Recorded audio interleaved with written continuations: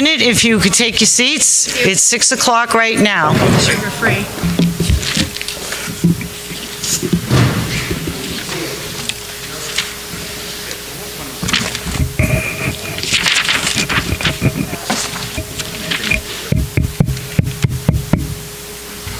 There was a box on the table right there. While everyone's taking their seats, I would just like to go over some protocols. Attendees are discouraged from leaving their seats other than to use the microphone. I would like to keep everybody as healthy as possible. If you're in your seat and you are distanced 6 feet, you may take your mask off. Because myself, I have a difficulty breathing in them too, so I understand.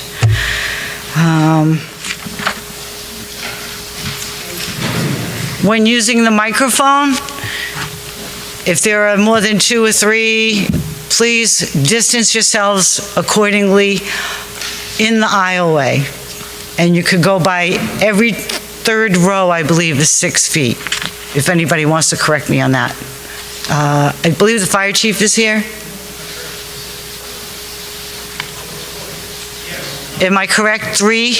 Every 3 rows is 6 feet, so let's...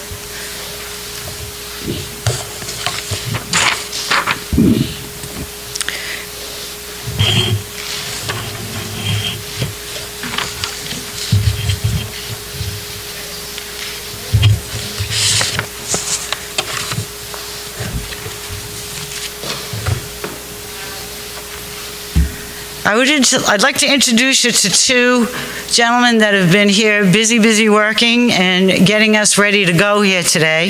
The first one is Stephen Littlefield, and the second one is Robbie Coburn.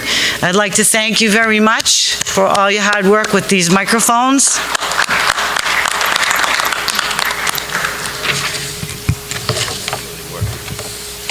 All right, I believe everybody should be settled, so good evening, ladies and gentlemen. My name is Robin Lane Douglas, and I'm your moderator for the town of Alton. I welcome you to the first deliberative session of your 2020 town meeting. The second section will be held in conjunction with town elections at St. Catherine Drexel Parish, located on Route 28 North on March 9th. At that time, we will vote upon the warrant articles that we are today discussing. Our job today is to prepare these warrant articles into their final form for the ballot. Before I begin, all those who are not registered voters of Alton, would you please rise?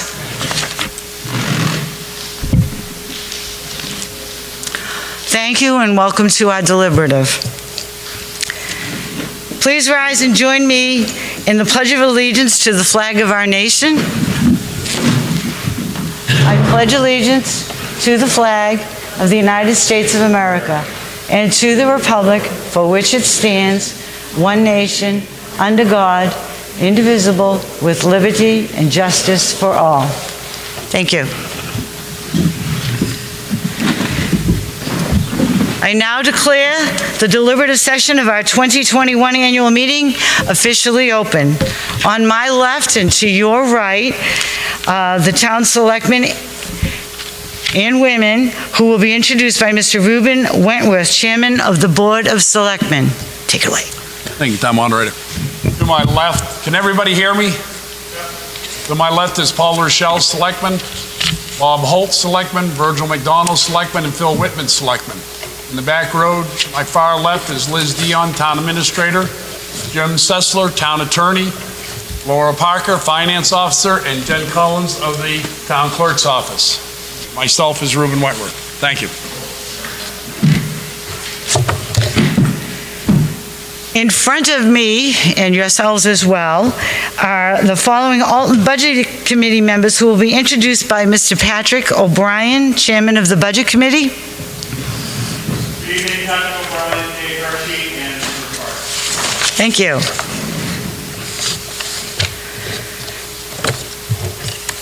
Does everyone have a copy of the moderator's rules? Just to clarify, I'm not going to read the whole thing. The moderator rules will not follow the general rules, follow Robert's rules. By majority of the vote, the voters can overrule any decision the moderator makes and any rule that the moderator establishes. A vote can raise such a request as a point of order. The moderator will take articles in the order that they appear. After an article is read, a motion must be made and seconded prior to any discussion of the article. The names of those making and seconding the motion will be required. The moderator will allow only one motion on the floor at a time with the exception of points of order. No one may speak unless they are recognized by the moderator and have the floor, with the exception of points of order. Everyone who speaks must use the microphone. Please start by stating your name. Be aware that the meeting may be videotaped for future replay. Any amendments to a motion must be in writing. Motions to move the question limit debate and require a 2/3 vote. All speakers must be courteous. The moderator will not allow personal attacks on any individual, town employee, elected official, or members of any town board or committee. Personal attacks include but are not limited to statements of incompetency, illegal behavior, lack of knowledge, or violation of the law. The moderator will not allow inappropriate language such as swearing, cursing, or using offensive slang words attacking a person's race, gender, or religious affiliation. If anyone makes a personal attack or uses inappropriate language, they will be ruled out of order. If you are out of order, you will be warned once to cease. If you persist, you will be ruled out of order a second time, and you will then be asked to leave the building. If you refuse to leave the building, you will be assisted from the building by the police officer in attendance.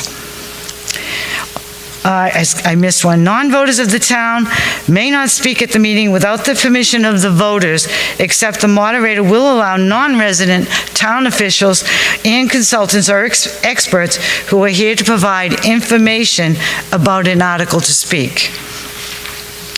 All questions and comments should be addressed to the moderator. The moderator will choose who responds to the questions. And I think voting will be done by a show of cards. A secret ballot will be used when required by statute or when requested by 5 voters that are present at the meeting. A motion to reconsider may be made after a vote has been taken and must be made by someone who voted with the prevailing side. A motion to restrict reconsideration on an article may be made after a vote has been taken. Okay, with that, let's read the warrant. You are hereby notified to meet at the Prospect Mountain High School on Tuesday, the 2nd day of February, which tonight it's the 3rd, 2021, beginning at 6 o'clock, for the purpose of deliberating upon the following warrant articles in town elections to approve the warrant articles by ballot votes, which will be held on March 9th, 2021 at St. Catherine Drexel Church, lower level, 40 Hidden Spring Road, from 7 a.m. to 7 p.m. Article 1, to choose all necessary town offices for which there are vacancies, for such terms as may be permitted by law, and to elect 1 selectman for 3 years, 1 town clerk tax collector for 3 years, 1 treasurer for 3 years, 1 trustee of trustee funds for 3 years, and 1 trustee of trust funds for 1 year, 1 library trustee for 3 years, 1 library trustee for 1 year, 2 budget committee members for 3 years, 1 budget committee member for 2 years, 1 budget committee member for 1 year, 2 planning board members for 3 years, 1 supervisor of the checklist for 3 years, 1 supervisor of the checklist for 1 year, and 1 zoning board member for 3 years. Article 8. Benefit pay expendable trust funds. to see if the town will vote to raise and appropriate the sum of $50,000 to be added to the Benefit Pay Expendable Trust Fund previously established in 2001. Said funds are recommended by the town auditors to be used to pay for benefits accrued by town employees and redeemed when they leave employment with the town of Alton in accordance with the town personnel policy. Recommended by the Board of Selectmen 5-0. Recommended by the Budget Committee 4-0. Majority vote required. The rationale: currently have approximately $31,000 in this fund. With one employee retiring this year after 20-plus years of employment, this should cover that expense, leaving the $31,000 if anyone else leaves in employment. Who moves the motion? Mr. Wentworth. Who seconds the motion? Mr. McDonald. Who cares to speak in favor of the motion? Mr. Wentworth? Yes, ma'am. Folks, this is an annual appropriation that the town asks for every year because at this point now we have a lot of employees, 20-plus years, that are thinking about retiring. Our highway agent this year, Mr. Ken Roberts, after serving the town diligently and proudly, is retiring this year. A lot of this expense will be going to him for all the years, and his vacation time, sick time has been incurred. And this will leave enough money in there in case somebody else decides to retire later on. Right now, we do not have any information of anybody else retiring. Is there any discussion on Article 8? Hearing and seeing none, I will take a motion to restrict reconsideration of Article number 1. Mr. Wentworth. Second, Mr. McDonald. All those in favor of restricting reconsideration of Article number 8, please raise your cards. All those opposed? Article 8 is restricted regarding reconsideration. Article 9, Town Operating Budget. Shall the town raise and appropriate as an operating budget, not including appropriations by special warrant articles and other appropriations voted separately, the amount set forth on the budget posted with the warrant or as amended by vote of the first session for the purpose set forth therein, totaling $8,210,620 and no cents. Should this article be defeated, the default budget should be $8,099,570 and no cents, which is the same as last year, with the exception of the water budget, with certain adjustments required by previous action of the Board of Selectmen or by law, or the governing body may hold one special meeting in accordance with RSA 40:13, 10, and 16 to take up the issue of a revised operating budget only. This article does not include special or individual articles addressed. Recommended by the Board of Selectmen 5-0. Recommended by the Budget Committee 6-0. A majority vote is required. Who moves the motion? Mr. Patrick. Who seconds the motion? Mr. McDonald. Who cares to speak in favor of the motion? Mr. Patrick. So this year is a little different. The budget that you actually vote on every year is the budget committee budget. So we decided it's only fitting that the budget committee speak to their budget. This budget season was rather challenging. There was a fair amount of back and forth and a lot of justification. But eventually we ended with the figure that you see in front of you tonight. We are absolutely here to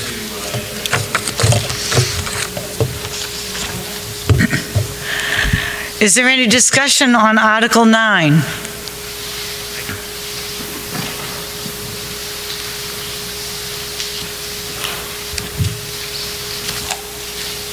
Lauren Carr. I'd like to talk about or ask some questions about the default budget. The sheets, handout sheets up at the front of the desk, it shows on page 4 or 5, $8,607,454 for the default budget. But the one in the article is $8,099,570. Who would like to answer Mr. Carr's question?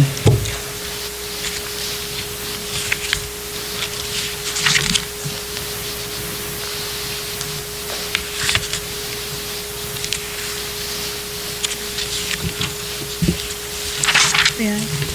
Yes. Which document are you referring to? The one that says 2021 MSDTB, I New can, Hampshire Department of Revenue Administration. The handout's up at the front. the Department of Revenue does not see that there's two different default budgets. We have water now separated, but to Yeah. the Department of Revenue, it's still one. So our default, you have to add in the water default as well. That'll match that number.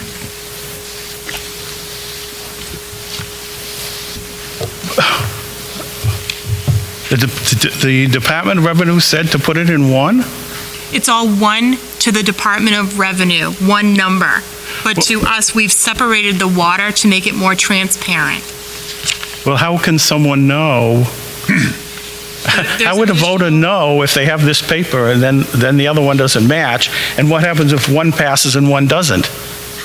The default, the water has its own default, then that would change. The default will change depending on what the people vote for today. That doesn't make sense. But anyway, we'll go on. Yeah, I know, but there's two different articles. Why wouldn't there be two different default budgets? That doesnn't make sense okay, well, if you say that's the Department of Revenue. Okay, and then on the next page, it says reasons for reductions and increases. There's nothing there. And by RSA 4013, Roman numeral 11A, Section 2, reductions and increases to the previous year's operating budget, including identification of specific items that constitute a change by accounts code, and the reason for each change. It was done at the school meeting. It was done in 2018 in the book. It shows the increases and decreases. That form hasn't been filled out entirety. And I checked at the post office, and this is what was posted. So we haven't got a legal posting here. Are you still referencing the 2021 MSDD? I can't hear you, I'm Are sorry. you still? Okay, sorry. Are you still talking about the Department of Revenue form? Yes. It's supposed to have the increases and reductions in the different lines. Mine has that, so I'm not sure what you're looking at. About page 5. Page, Page 505. it says on the top of page 5, reasons for reductions and increases. It's blank. Oh, I don't know. I can't answer that. I don't think I've ever filed that paper. By law, they have to tell you what the reasons for the increases and decreases in these lines. Right, we provide that on the expenditure, the It has to budgeted be report. posted for the public to see. Okay.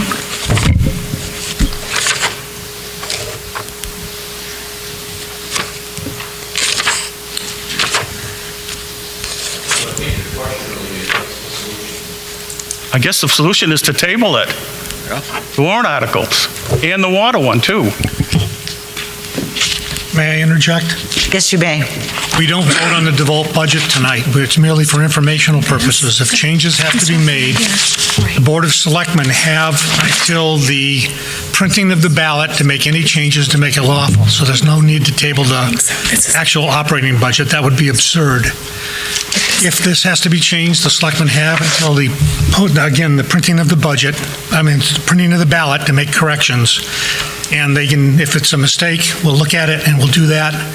And we have to, according to Lisa, we have to do that by hopefully Friday afternoon. So we will do that. And if we have to make corrections, we'll make corrections. But this has nothing to do with the actual operating budget proposed by the Budget Committee. But wait a second. It Mr. has, Carr, I'm sorry, Madam Chair, it has the default budget and the operating budget in here. They have to fulfill the duties of the law. It's like telling me, oh, here's 4 pages, let's rip out page 3 and throw it away. people are entitled to know what the increases and decreases in that default budget before this meeting. I'm not going to argue with Mr. Carr, Madam Moderator. Thank you. Other than to point out the law to Mr. Carr and to the good people of this town, that you do not vote on the default budget tonight. You have no authority to vote on the the default budget tonight. This is merely for informational purposes. It's to give information back and forth from the selectmen to the people, and they've done that, and you've given us input, and if we have to correct something, we will correct it, and we have until the printing of the ballot to make the correction under law. You can't change the default budget tonight, and you can't act on it, and you don't approve it. What you're approving in the warrant article is the operating budget, and only the operating budget, and that's the law, Mr. Carr, and you can't change it. So that's my advice to the moderator, it's my advice to the budget committee and to the selectmen and to the good people of this town. Mr. Sessler has explained it as I understand it. If you do, however, have any questions about that, I would suggest you put a letter in writing and bring it to the town hall and have your selectmen answer those questions. I don't, We can't I think he's change arguing it. a point that's not what we're talking about. Mr. It has to Carr, be posted. we have answered your question, Mr. Carr. That is the end of it. Well, then, I have another question about the default budget. What are increases in some of these lines? What are the increases in some of the lines? We don't have to go into that on the default budget if I am correct. But I can ask what they are before I make a decision which one I'm going to vote for. He can't ask questions, Madam Moderator, No. about the... Oh, I don't know. I know that's No, wrong. but you can ask your selectmen to provide those answers, but they aren't up for discussion here at the deliberative for a default. We're here to discuss Article 9, the town operating budgets. If the town does not approve the town operating budget, then the default budget comes into play. Yes, That's how that works. I know. But we and can't- I want to be able to know which is in each budget. And I'm not allowed to because they didn't fill out the form. How am I going to make a decision which one I want to vote for if they haven't filled out half the forms? You have a valid point, Mr. Carr. I suggest you take it up with the selectmen so this does not happen again in the future. You say... I want to also state that this same issue came up, and the same suggestion was given to me. I went the next day, and they said, it's too late, we already sent it to the printer. Thank you. Okay. Madam This is- Moderator? Yes. Any questions and concerns, if you put them in writing, Loring, if you drop them off tomorrow to the town administrator, the tax collector has told us tonight that she'll be sending out the ballots be printed on Friday, so we can answer your concerns before Friday, and we can have Mr. Cecil answer your concerns before Friday. But they do need to be dropped off tomorrow morning to give them plenty of time, where it is Wednesday this week already. Is there any further discussion on Article 9? Yes. Felice Carr, Madam Moderator. Yes. And so today, we're being asked to vote on the budget with no explanations. I just want clarification, with no explanation as to what the difference is between the default budget and the budget, the operating budget. With no, in past years, we've had the differences. So we're being asked to vote on something we don't know what the differences are?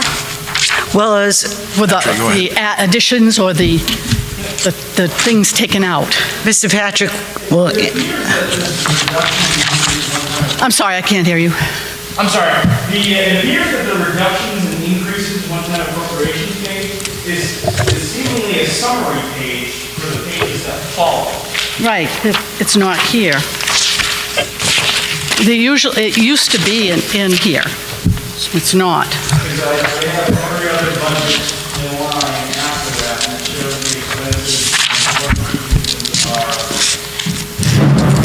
and the state law that references. I'm just trying to understand if we're voting on this, but we don't know. what the increases or the decreases are between the two budgets? Reasons in that for The default and the regular? Okay. Mrs. Carr, I hate to interrupt you, but there is a handout in the back, and I've just been pointed out here. I just received mine this evening, and it does have the itemizations and the details on that. Were you just handed that? No, not yet. I just have the water department budget and then the budget worksheet expenditures and that. There's another one? This is the budget worksheet expenditures. Do we have any of these up back? Should be some. Laura? They should be, yes. There should have been some copies up there, yes. By me? There are supposed to be copies up there of the Default. budget worksheet expenditures default. There should have been some up at the table. Oh, okay. All right, thank you. Was that part posted, Laura? This wasn't, but the MS form showing those changes are, they just. Budget list worksheet what. expenditures were not posted, but the form for the state that had to be posted was posted, Lori. So it's up in the back over there? Yes. The budget expenditure sheet's supposed to be yes. Sir?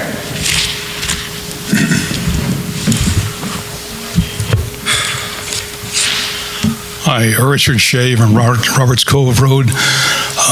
Two things I wanted to mention.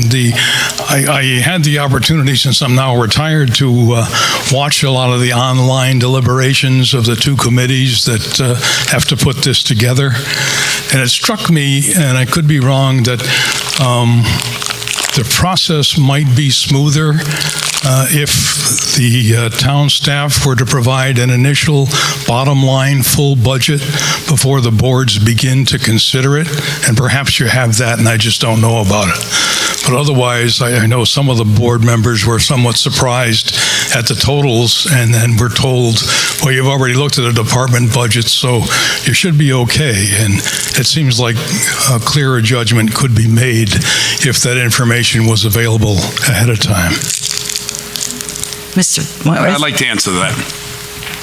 Mr. Shea, you're absolutely right. There was some confusion at the end. Just that the board failed to carry their totals down.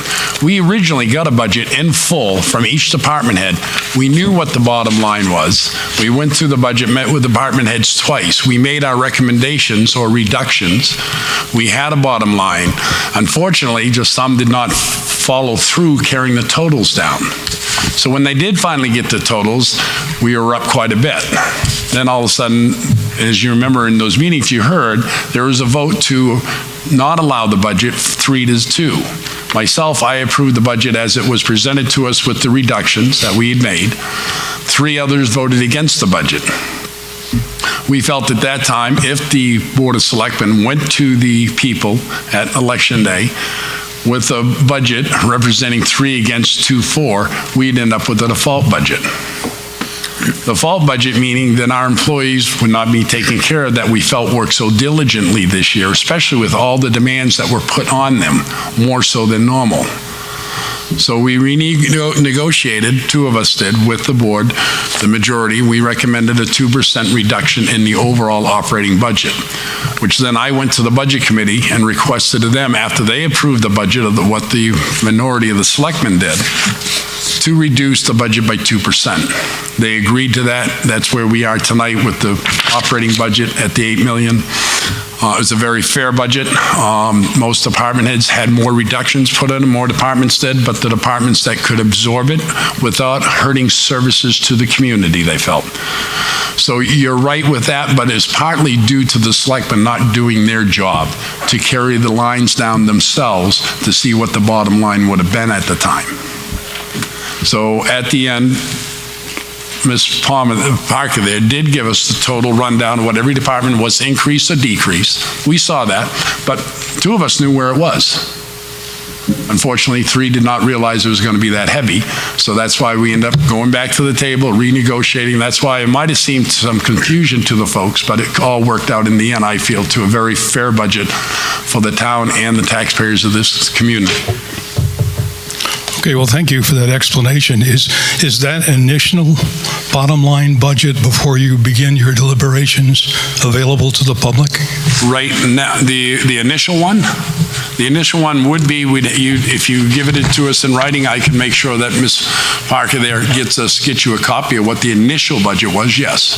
Okay, thank you. And the other thing I wanted to ask about, I understand with the changing of the guards in Washington that FEMA has now indicated they will fully refund for towns all of their COVID-related expenses. And if they stick with that and we actually get money back, is there a mechanism where that would reduce the budget, or will that simply go to the town surplus for a future year? That money would go back into the surplus fund, which would help offset the tax rate if there was to be an increase this coming year. Thank you.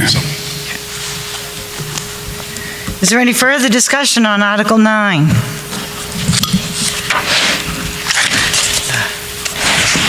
Mr. McDonald gave me their worksheet pages for the default budget. I noticed right at the top it says policy COLA for the salary increases. You tell me how the policy COLA is a legal obligation? As always in the past, when you were selectman too, Mr. Carr, any default budget always included a COLA, even when you sat as a selectman. It is a contractual agreement within our town policy. This has been run through by our town attorney for the last several years. The same question keeps being brought up. According to our town attorney, it is legal. I know you stated at the Zoom meeting budget hearing some reference to an RSA. I was not given it to me by writing by you, but if you give it to us tonight or tomorrow, I will have our town attorney look at it and respond to you. Okay, I have 5 copies, so you can look at that. Just to show you what the difference is, I figured the prices of this, that's $94,000 less that would be in that default budget. Well, I'm not sure on that. I'd have to see your numbers. Well, I added it up, and that's what it comes up with. Well, I'd have to see your numbers again. I think people ought to know that the numbers aren't correct. The school, Madam Moderator, do you remember at the school, I asked the school attorney if that paperwork I had was correct? Remember, he said, yes, it was. The school attorney said you're doing it wrong. The school superintendent says that you're doing it wrong. And the New Hampshire Municipal Association says you're figuring it wrong. I'm sorry, the school, no, you're getting away from the article, but the school superintendent and the school attorney did not address the town. No, he addressed the school's budget, the school's default budget. He said you can't put in future raises. That's what they're doing. You've got a school, town of Alton school saying you can't put in future raises. You've got an attorney, you've got a superintendent, you've got a municipal association that says you can't do it. We've got one person over here that says you can. And it seems like I'm just knocking my head against the wall. I did not take a raise that year I was on the board when the default budget passed. Well, sir, nor has the selectman taken a raise of 2% either. I don't know why you brought that up, but I'm sorry, I'm going to end this right here. Thank you. I'm sorry, did somebody say something?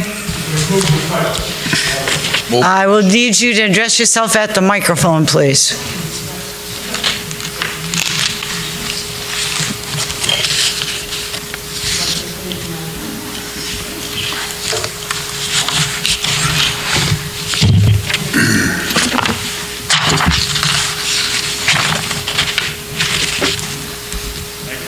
I'm Ken Roberts, I'm the highway manager. Can we vote on this, please? I have a motion to move the question. Who seconds that? Thank you. Do I have to do that? She wants to know if you have to do that. Move the question. I'm sorry, I can't hear you.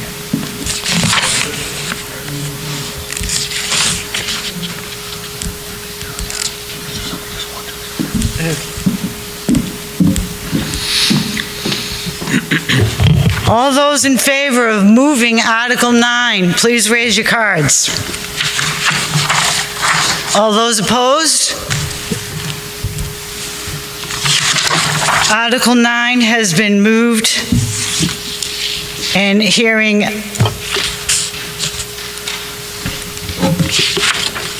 now that discussion is in, all those in favor of restricting reconsideration of Article 9, Mr. Wentworth, do I have a second? Mr. Patrick. All those in favor, oh no, we don't have to do that. Article 10, Waterworks Operating Budget. To see if the town will vote to raise and appropriate the sum of $475,042.00 for the operation and maintenance of the water distribution system for the ensuing year, said sum to be offset by users' fees. Should this article be defeated, the default budget shall be $507,884.00, which is the same as last year, with certain adjustments required by previous action of the town or by law. Recommended by the Board of Selectmen, 5-0. Recommended by the Budget Committee, 3-0 to 1. Majority vote is required. Who moves the article? Mr. McDonald. Who seconds that? Mr. Holt. Who cares to speak in favor of the motion? Mr. McDonald. This whole budget is paid for through the water users. But we do have to come up with it through our taxes, and then we get reimbursed with it. Is there any discussion on Article 10?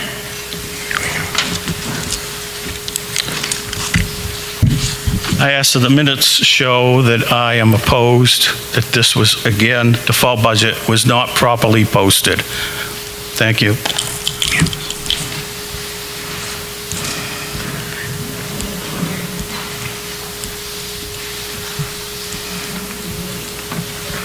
Just a question, Dave Hershey on Piper's Point.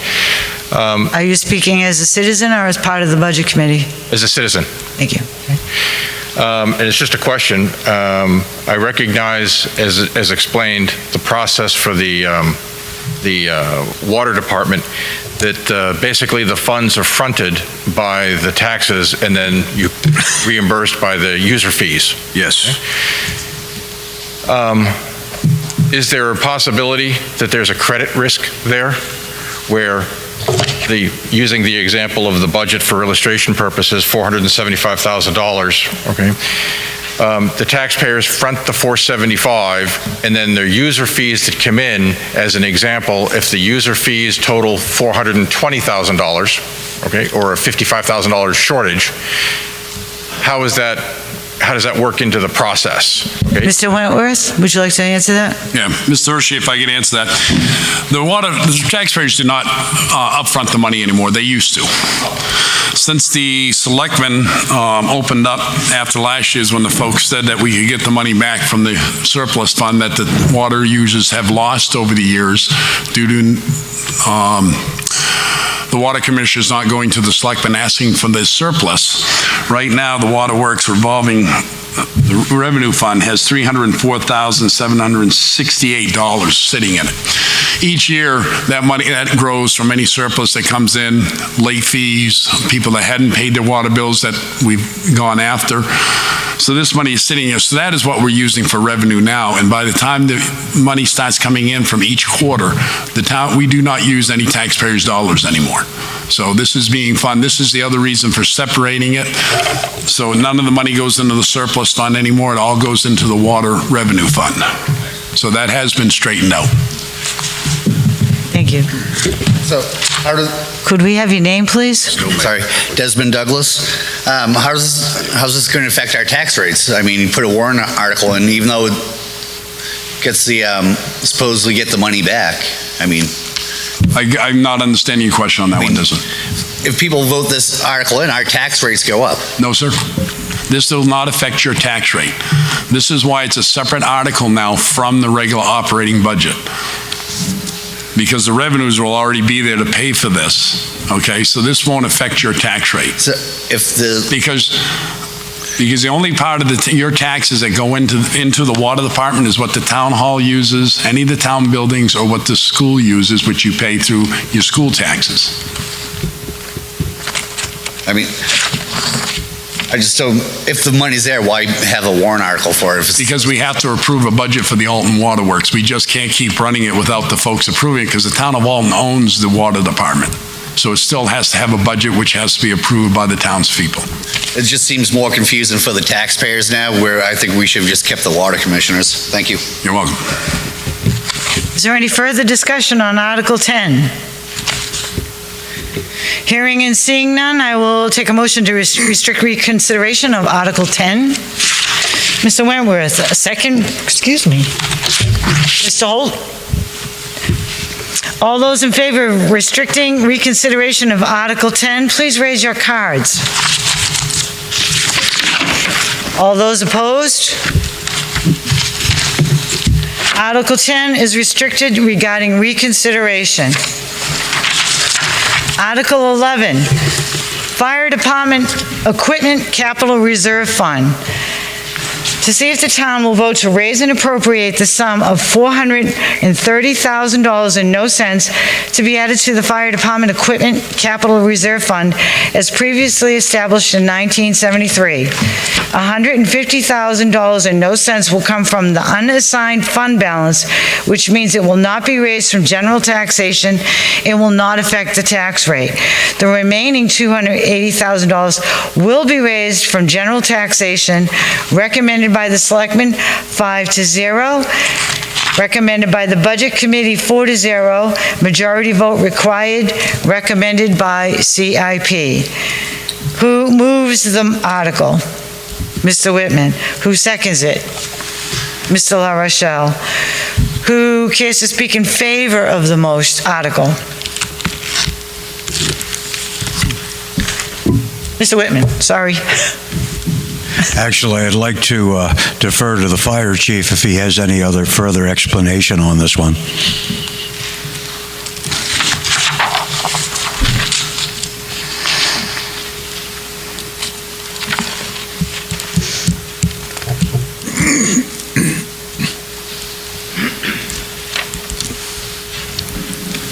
Jim Bowden, Fire Chief.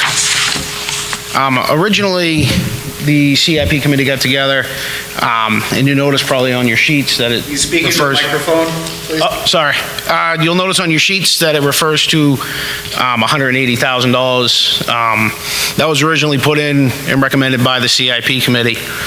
The selectmen, after having talks about trying to replace the ladder truck, they had suggested $250,000 a year for the next 5 or 6 years to try to save up to get the money that it's going to take to replace the ladder truck with a new truck. We are looking probably well over $1 million, probably 1.2, 1.3 million, to replace the truck with a new truck. That's going to take a few years, and this money will put us in the right direction to work with CIP to make a proper plan to get that truck replaced in a timely fashion with an appropriate piece.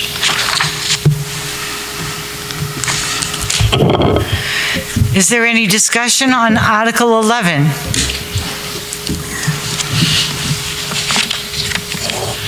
Watching the selectmen's meetings, I thought this was for the $300,000 fire boat.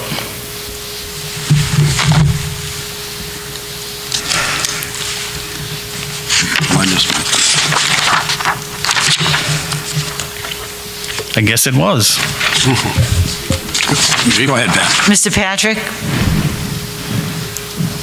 So as the vice chair of the CIP committee, I'm not sure if this is on. Everybody in here, feel free. As the vice chair of the CIP committee, none of these appropriations for CIP go to any one purchase. Each purchase is planned over a specific 6-year time frame. And the vehicle that you're mentioning is just the next one that's coming up, so that's why it was a topic of discussion. None of these CIPs actually go to any one given vehicle.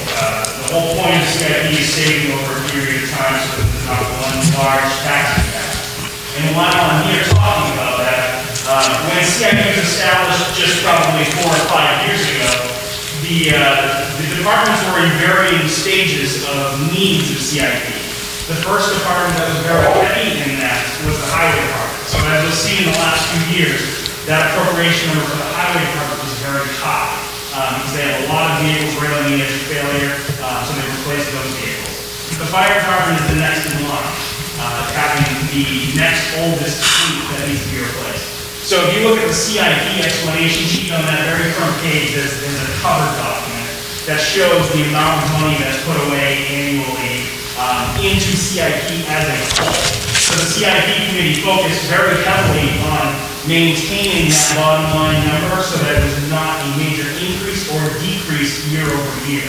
So that number, while it may change per department or per capital reserve, the overall appropriation to CIP is relatively the same. And you'll see in about 2026, if you look at the master document, that number will actually start coming down pretty significantly as we get ahead of all these large dollar items. Thank you. Is there any further discussion on Article 11?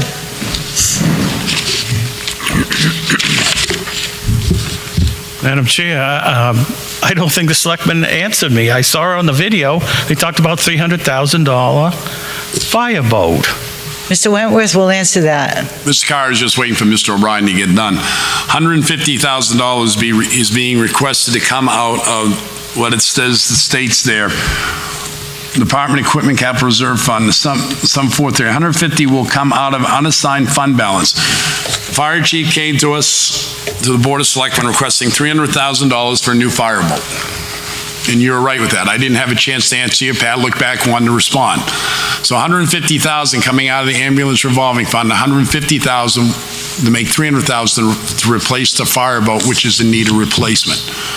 The rest of the money that is being raised would go into the capital reserve fund, identifying a new ladder truck down the road. That's what the extra money would be for.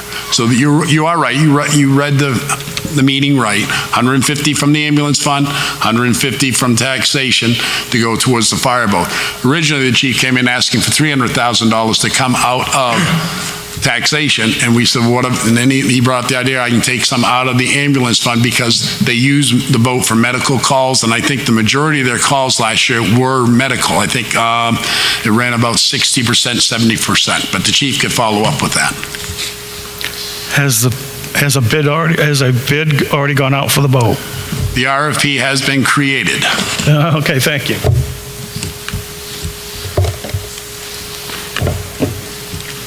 So just to clear up some confusion, the boat has always been in CIP. The ladder truck has not been funded through CIP for the past few years, and that's where this change came in. The boat was basically already funded. If you look at the sheet, it has I don't know if you have the full sheet, but it had the value on there as well, and that has been all along. Ladder truck has been zero funded the whole time, and that's really where the change came in. Thank you. Is there any further discussion on Article 11? Hearing and seeing none, I will take a motion to restrict reconsideration of Article 11. Mr. Wentworth, seconded by Mr. Whitman. Article 12, Grounds and Maintenance Vehicle Capital Reserve Fund. Oh, God, I'm sorry. All those in favor of restricting Article 11, please raise your cards. All those opposed? Article 11 is restricted regarding reconsideration. Thank you, Mr. Hershey. Point of order. Was Article 9 ever restricted? I don't believe it was. Yes, it was. It was never voted. You did not take a vote on that. Huh? You didn't take a vote on it. I did not? No. Yes, you did. I thought you did. Yes, I did do it. Yes, I did. I have it here. We had a vote to call the question. We did not have a vote to restrict. We had a motion and a second. Okay, we can do that. We'll redo it. I will take a motion to restrict Article 9 or reconsideration? Who moves it? Mr. Wentworth. Who seconds it? Huh? You did that for me. You voted to restrict from Ruben Wentworth. Secondly, Pat Ryan, and this was not put out to vote. This was not put out to vote, okay. All those in favor of restricting Article 9, would you please raise your cards? All those opposed? Article 9 is now restricted regarding reconsideration. Thank you. We are on Article 12 now. Grounds and Maintenance Vehicle Capital Reserve Fund, to see if the town will vote to raise and appropriate the amount of $15,000 to be added to the Grounds and Maintenance Vehicle Capital Reserve Fund as previously established in 2019. Recommended by the Board of Selectmen, 5-0. Recommended by the Budget Committee, 4-0. A majority vote is required and is recommended by CIP. Shall I read the rationale for these? Does anyone need me to read the rationale?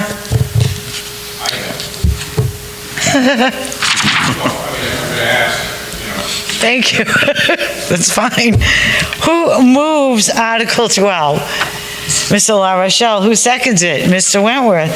Who cares to speak in favor of the motion? Mr. La Rochelle.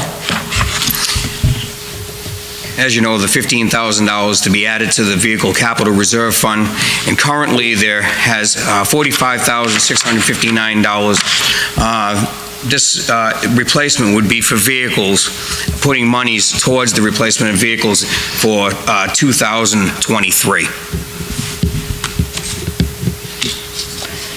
Would anyone like to speak? Any discussion on Article 12?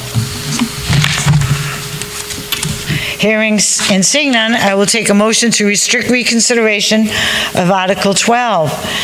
Mr. Wentworth, do I have a second? Mr. La Rochelle. All those in favor of restricting reconsideration of Article number 12, please raise your cards. All those opposed? Article 12 is restricted regarding reconsideration.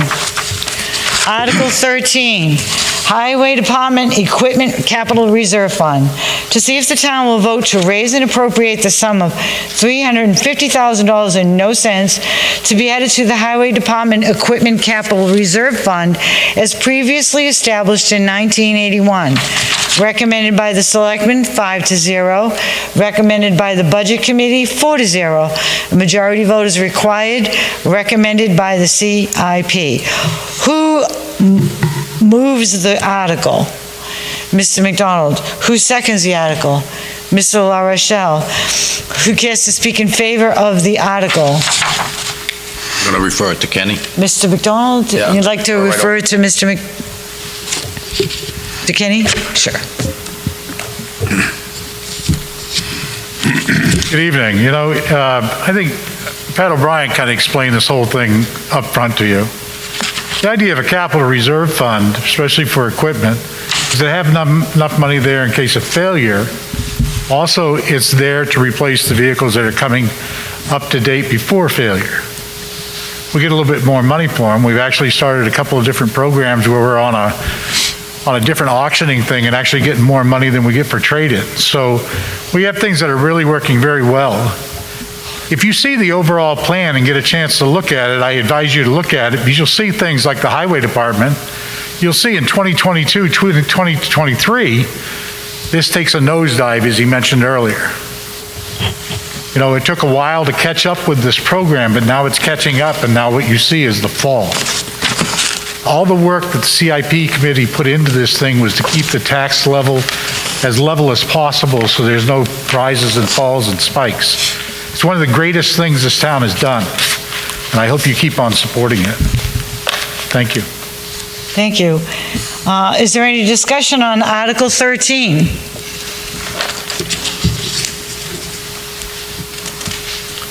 Can you tell us how much is in there now?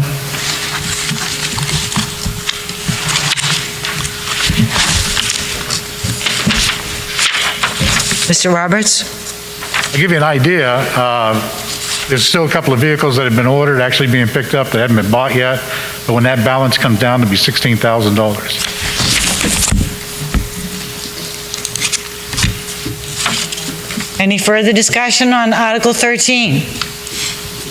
Hearing and seeing none, I will take a motion to restrict reconsideration of Article 13. Mr. Wentworth, a second?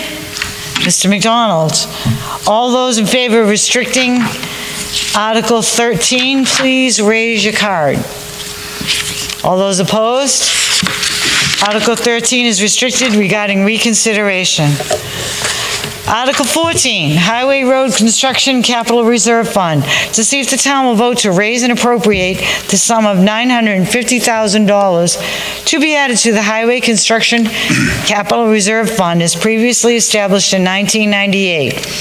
Said amount is partially offset by revenues from the Highway Block Grant Fund, estimated to be $191,000 and no cents.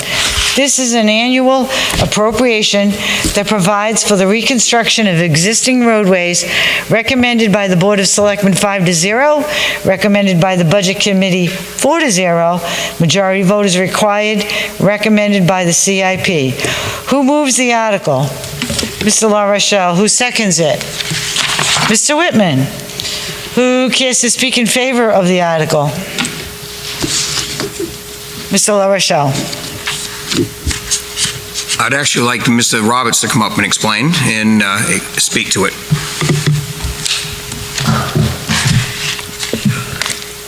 Road reconstruction for the town of Alton. This is another project that has been taken on by the town. Just to let you know, the contracted price right now for a mile of road is approximately $1.2 million. That's one mile. We have 89 miles of road in the town of Alton. Is it going to take 89 years to get the last road done? Not going to last. Fortunately, what the selectmen have decided, we do a lot of in-house work. Last year, we built 4 miles of road for just under $1 million. Savings to the town, $3.6 million. Unfortunately, the next couple of years, there's 2 big roads coming up.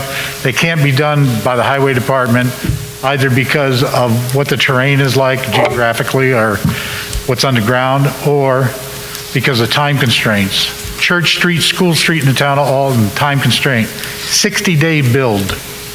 Got to do it when the school's closed, otherwise it's going to be a mess. So if school goes back to full-fledged and we're sitting there trying to do a road construction project, it probably won't work so well. So we just awarded the engineering. Engineering should be out. We should have bids on that coming up. Estimated cost right now for Church Street and School Street is $1 million. We hope that it comes in around that. If not, we'll figure out how to do what, when, where, and how much we're going to be able to do. It might be a 2-phase project. So the $950,000 is really needed to be able to keep these programs going.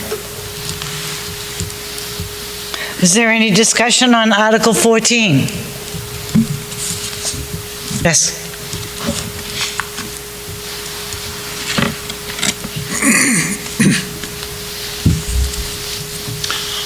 Yeah, Richard Shea, long-suffering resident of Roberts Cove Road. There was a lot of discussion in the last budget session concerning the last budget's $950,000. My impression at that time was that a portion of those funds would be used for the engineering and surveying of Roberts Cove Road and then would roll this year into the actual reconstruction. They did reconstruct half of it last year. From where my driveway is, it's the wrong half, but that part got done, and I'm hoping that the second portion can be done this year. It sounds like right now that would not be the case unless this article is amended. Mr. Roberts is, when he came to the Board of Selectmen with the cost figures, what as he just stated, in the next 2 years, the second year would be when the second part of Roberts Cove would be done. Because this year to do School Street and Church Street would use up just about everything that was there, unless the board, and we really don't want to put any more out there until we know exact costs when they come in. Also, if there is money left, then we could get the engineering done that needs to be done, and the overlays that were done would have to be done next year if there's enough money left over what was done this year. So hopefully, yes, but within the 2 years, the other half of Roberts Cove would be done. Would you be in a position to know whether or not the final costs for the two school-affected streets will be known prior to the March vote? That is going to be very tough because, like Mr. Roberts just said, the engineering went out, and so the bids will be going out from KV Partners, who were awarded the engineering aspect of it, to get the proposals together to get them out there to see what the cost, estimated cost would be. But Mr. Roberts might answer that better for you. Yes, they're going to come back, the engineers are going to come back with an estimated cost, but again, that's today's market and it hasn't been out to bid yet. They're hoping that it's going to be in around $1 million. I've had some estimates just in conversation up to $1.5 million. So we do have other monies, and as Ruben mentioned, it's going to be a dollar move. Whether or not we do the overlayments, there's $267,000 in overlayments. They're supposed to be done this year. They can be put off one more year if the cost is $1.2 million to complete these two projects in 1 year. So there's a little bit of moving around money that can be done and delay of a few things just to accomplish the overall project. And I actually have the survey for Roberts Cove Road. It just doesn't have the RFP out to the engineers yet. It's kind of at this time, it's kind of a rush job to try putting it in now for something that may come down sometime next year. Understood. Thank you. Is there any further discussion on Article 14? Hearing and seeing none, I will take a motion to restrict reconsideration of Article 14. Mr. Wentworth, do I have a second? Mr. McDonald. All those in favor of restricting reconsideration of Article 14, please raise your cards. All those opposed? Article 14 is restricted regarding reconsideration. Article 15, Bridge Construction Capital Reserve Fund, to see if the town will vote to raise and appropriate the sum of $10,000 and no cents to be added to the Bridge Construction Capital Reserve Fund as previously established in 1995. Recommended by the Board of Selectmen 5-0, recommended by the Budget Committee 4-0, majority vote is required, recommended by the CIP. Who moves the article?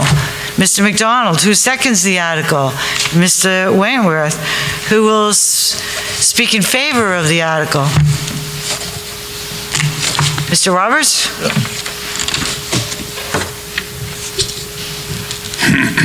Bridge Capital Reserve Fund, if you were in the meetings last year, you understand that we raised an enormous amount of money to cover our 20% cost for Loon Cove Road, which is a red-listed bridge.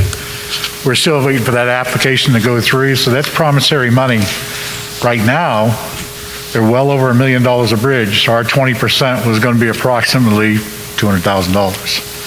So we have that. So we're actually putting money away for the next one they may rid list. If we have the money, we can apply right away for the 80-20 grant, as long as they keep on going with it. But we have to have our side of the money in first before we can apply for the grant. So we try to keep that money in there for at least one bridge, just in case they red list another one. So $10,000 a year for a $200,000 item is probably a little bit at a time. That's all we're trying to do. Is there any discussion on Article 15? There was just a question of what the balance was in that. I don't have my... $277,029.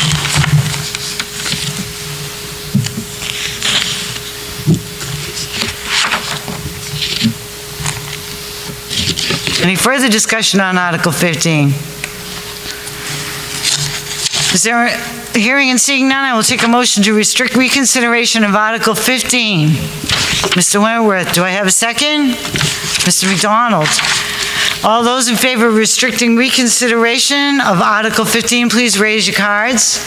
All those opposed? Article 15 is restricted regarding reconsideration. Article 16, Highway Building Improvement / Repairs Capital Reserve Fund. To see if the town will vote to raise and appropriate the sum of $20,000 and no cents to be added to the Highway Building Improvement / Repairs Capital Reserve Fund, as previously established in 2014. Recommended by the Board of Selectmen 5-0, recommended by the Budget Committee 4-0, a majority vote is required, recommended by CIP. Who moves the article? Mr. Whitman. Who seconds the article? Mr. La Rochelle. Who speaks in favor of the article? Mr. Whitman. Yeah, this capital reserve fund was established to add funds for future improvements to the highway garage. I don't know if you wanted to add anything, Mr. Roberts. Is there any discussion on Article 16?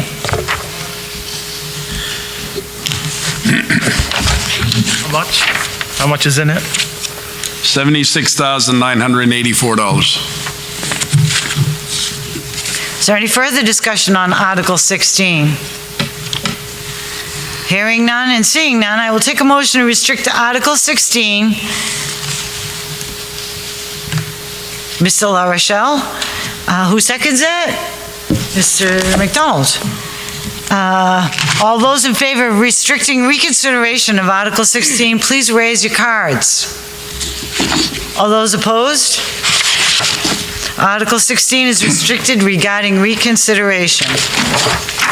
Article 17, Rock and Asphalt Crushing Capital Reserve Fund.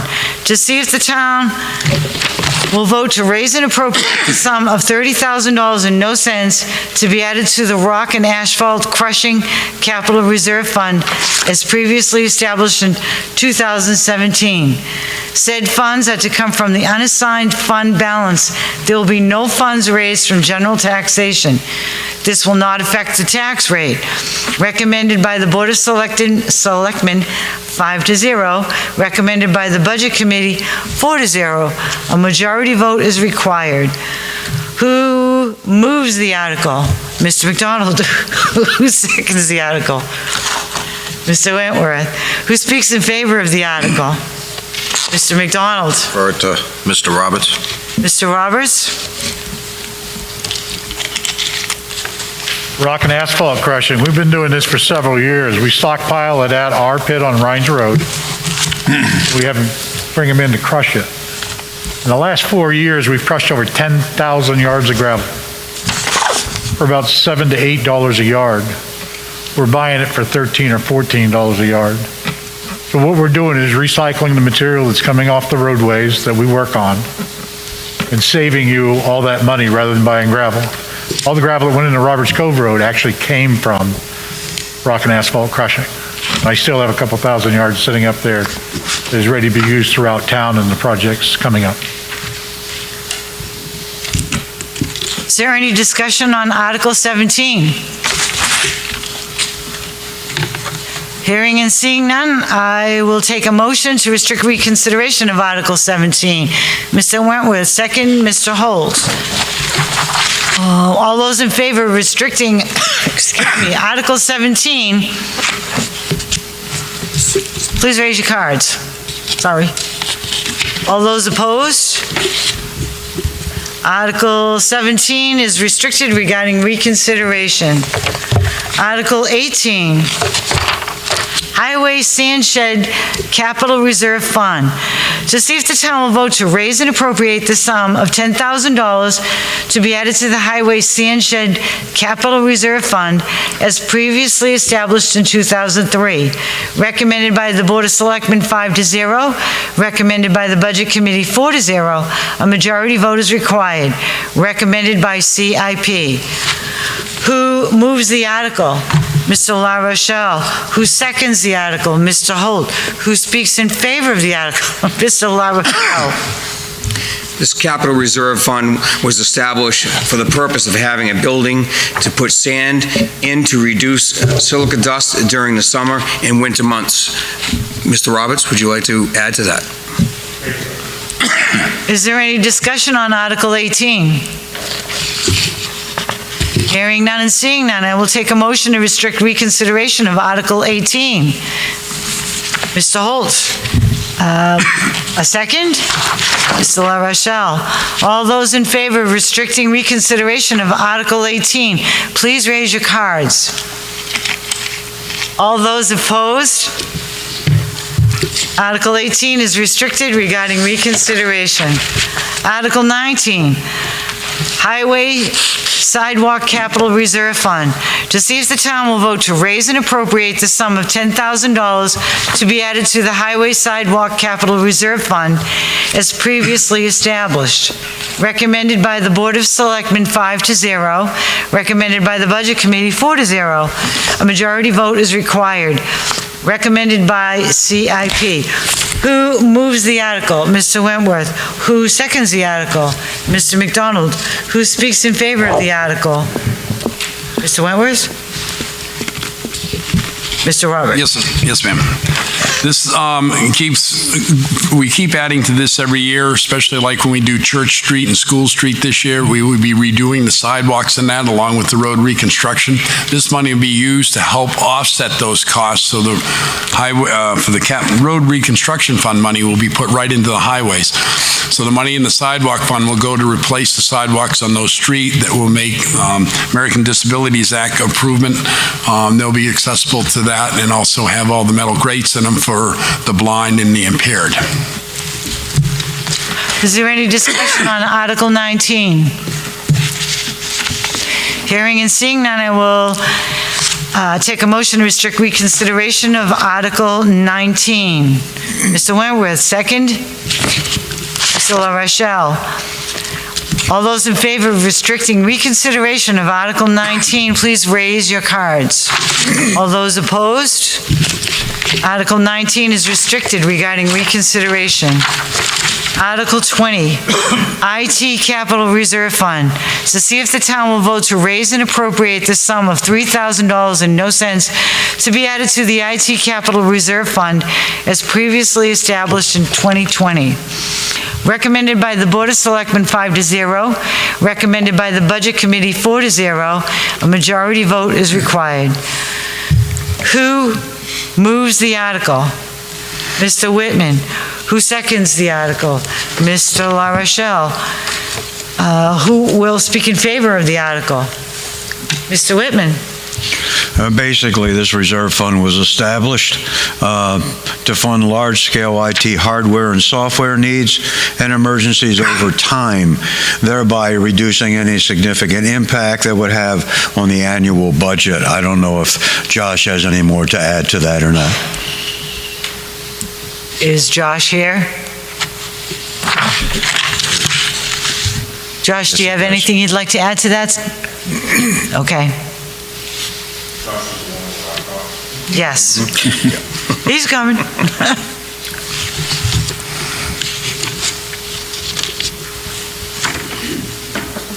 Yeah, so this reserve fund gives us an opportunity to fund large-scale IT projects, replacements and cycling of computers and server equipment, and it basically will allow us to keep our technology current.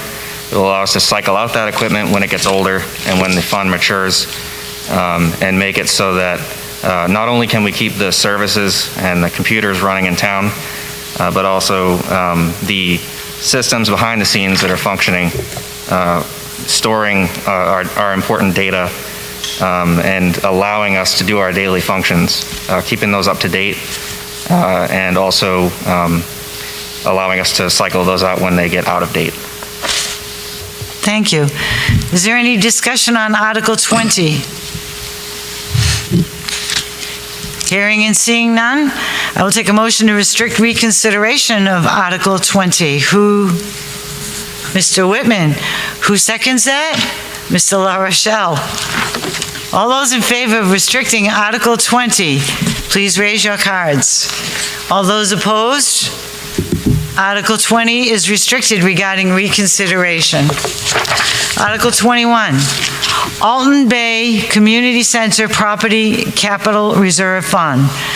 to see if the town will vote to raise and appropriate the amount of $15,000 and no cents to be added to the Alton Bay Community Center Property Capital Reserve Fund as previously established in 2020. Recommended by the Board of Selectmen 5-0. Recommended by the Budget Committee 4-0. A majority vote is required. Recommended by CIP. Who moves the article? Mr. La Rochelle. Who seconds the? Mr. Holt. Who will speak in favor of the article? Mr. La Rochelle. The capital reserve would be used for interior, exterior repairs such as roof, siding, floors, windows, kitchen, bathroom, decking, boardwalk, fencing, railing, posts, paintings, painting and support for underneath the building and boardwalk, and upgrade repairs for the electrical, plumbing, and heating systems when also needed. The fund currently has $10,000. This is a gem, and I recently had a chance to really look at the building and look at what it needed, and it is getting in disrepair. It really needs a new roof, really needs siding scraped, repainted, railings need to be addressed, so it's something that's important to preserve. Thank you. Is there any discussion on Article 21? Would you speak at the mic, please? Which building? This is the Alton Bay Community Center, just past Shibley's, on Route 11. Okay. Is there any further discussion on Article 21? Hearing and seeing none, I will take a motion to restrict reconsideration of Article 21. Mr. La Rochelle, who seconds that? Mr. Holt. All those in favor of restricting reconsideration of Article 21, please raise your cards. All those opposed? Article 21 is restricted regarding reconsideration. Article 22. Mount Major Community Center Property Capital Reserve Fund, to see if the town will vote to raise and appropriate the amount of $1,000 to be added to the Mount Major Community Center Property Capital Reserve Fund, as previously established in 2017. Recommended by the Board of Selectmen 5-0. Recommended by the Budget Committee 3-1. Majority vote required. Who moves the article? Mr. McDonald. Who seconds that? Mr. Whitman. Who will speak in favor of the article? Mr. McDonald. The funds will be used to repair the floors, windows, kitchen, bathrooms, and the fund balance right now only has $961.42. Is there any discussion on Article 22?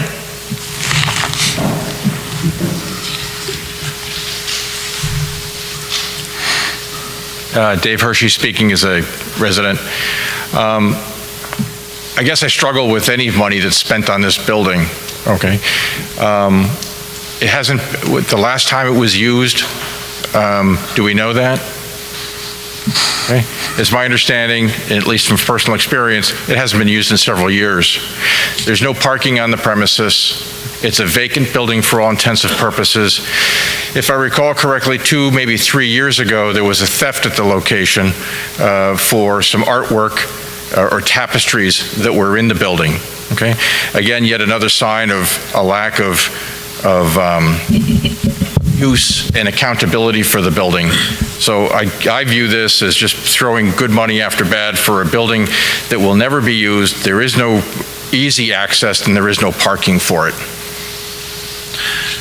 But the town still owns this building, and we have a responsibility to upkeep a town-owned building. People from West Alton always use that building. They haven't in the last few years because the roof was in disarray when we got it and was leaking. We've put a new roof on that. Slowly getting it back without dumping a lot of money into it quick. But that is a Mr. town-owned Wentworth would building. like to I feel as though if the residents of this town owns it, then it ought to be upkeep. Mr. Wentworth. Just to give you a little more information, Mr. Hershey. Town has looked at getting rid of the property, but right now we cannot get rid of the property. It is in the judge's hand. We have been told we have to hold on to it. If you ever get a chance to talk to Mrs. Cecily and give you a little more information about it. The theft that you're talking about, the art, did not happen on the town watch. That happened when it was with the West Alton Firemen's Association.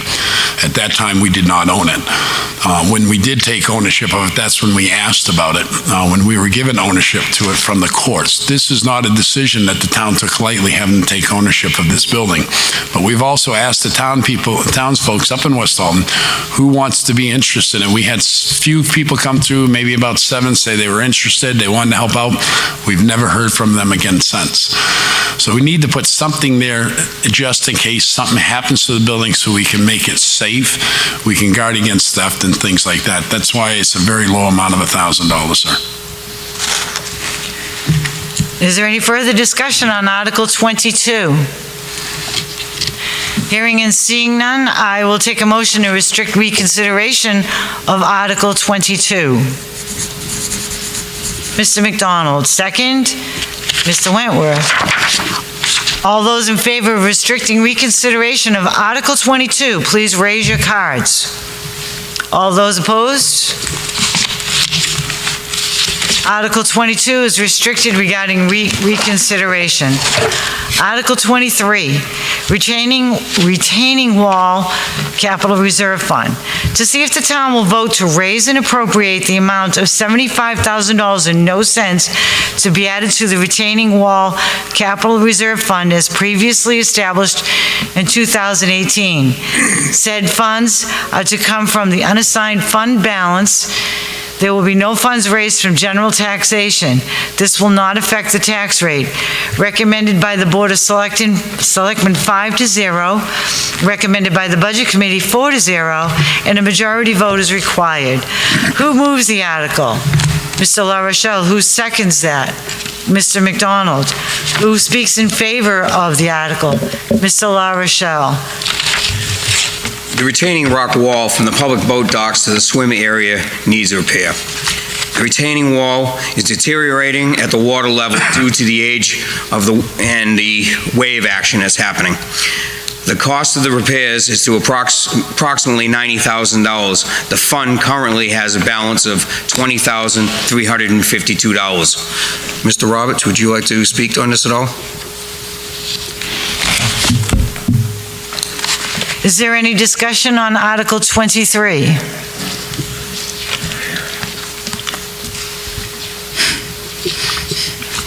So what type of wall are we going to get? Are we going to get another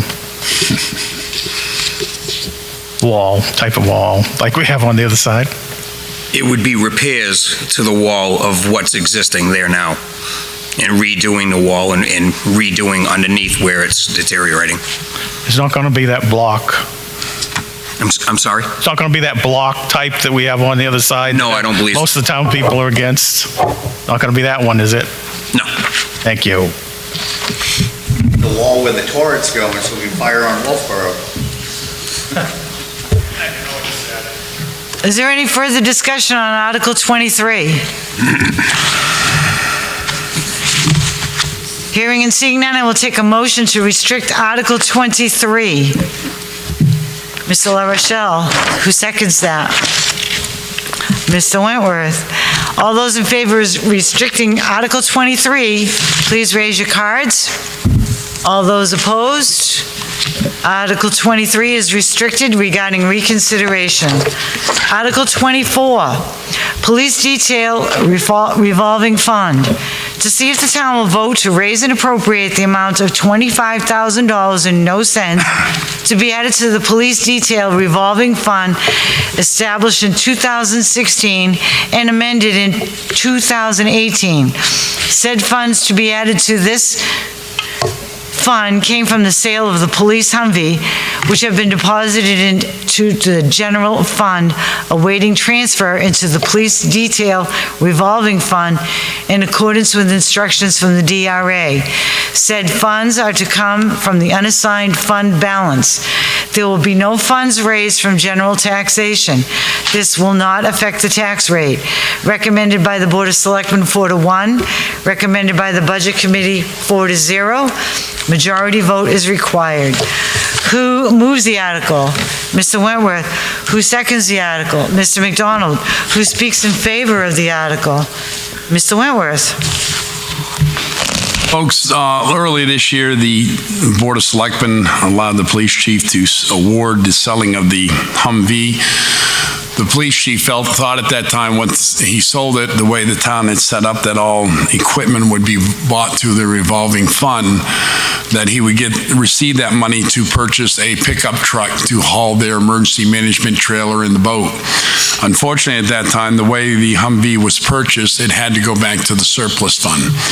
He came back to the Board of Selectmen requesting that we come to you folks this year and ask for that $25,000 to be released out of the surplus fund and put back into his revolving fund for equipment and cruisers. And that's why we're approving this tonight, because so far in the last 12 years now, the police department has funded their cruisers and their boats and everything through their revolving fund from the detail fund for doing special duties, and which has made it a lot easier on the taxpayers. Is there any discussion on Article 24? Hearing and seeing none, I will take a motion to restrict reconsideration of Article 24. Mr. Wentworth, second. Do I have a second for Article 24? Mr. La Rochelle. All those in favor of restricting reconsideration of Article 24, please raise your cards. All those opposed? Article 24 is restricted regarding reconsideration. Article 25, traffic safety devices.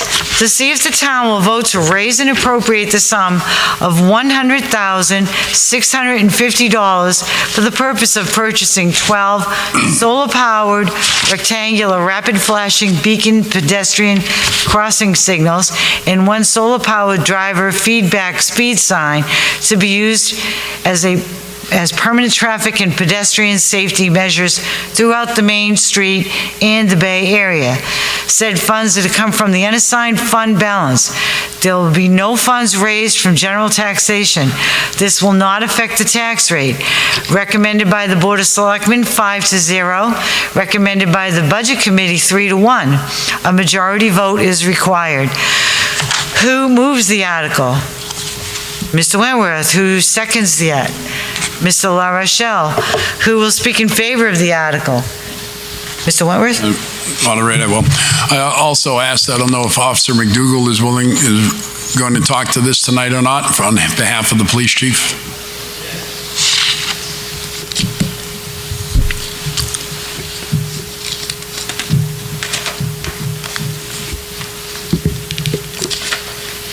I'm Todd McDougall, Lieutenant with the Police Department. We're looking to purchase crosswalk signs that illuminate, as it describes here. As an example, there's one in Farmington. I think it's on Central Street. It's activated by a push button, so when somebody wants to cross, the lights will alert oncoming traffic that somebody wants to cross. We want to install those down in the Bay Area as well as on Main Street for the highest traffic areas for the crosswalks. The additional sign will be your speed sign underneath the speed limit sign coming into the bay on the Back Bay Bridge is a 30. I'm sorry, Officer McDougall, I can't hear you. I'm sorry. That's okay. So the traffic alert sign will be on the speed limit sign as you cross the Back Bay Bridge, 30 miles an hour coming into the bay. It'll alert the driver to what their actual speed is and give an alert to slow down if they're exceeding the speed. Thank you. Is there any discussion on Article 25? Desmond Douglas. I don't have any, my issue with this is the push buttons for crosswalks. 90% of the people that cross the streets don't use the crosswalks that we have. And you can't engineer your way around stupidity. Then if they're not going to the crosswalks that we have, they're not going to go to the ones where the buttons are. You know, I agree with the speed signs, especially at back by the big bridge there. But, I mean, for pedestrians, they just don't use the crosswalks, and they just run out anyway without looking.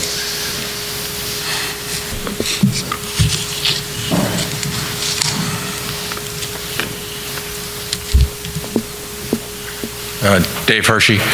I agree with the concept and principle, okay? I don't think anybody here would argue against a safety mechanism. From my personal experience, for actually a few towns around here.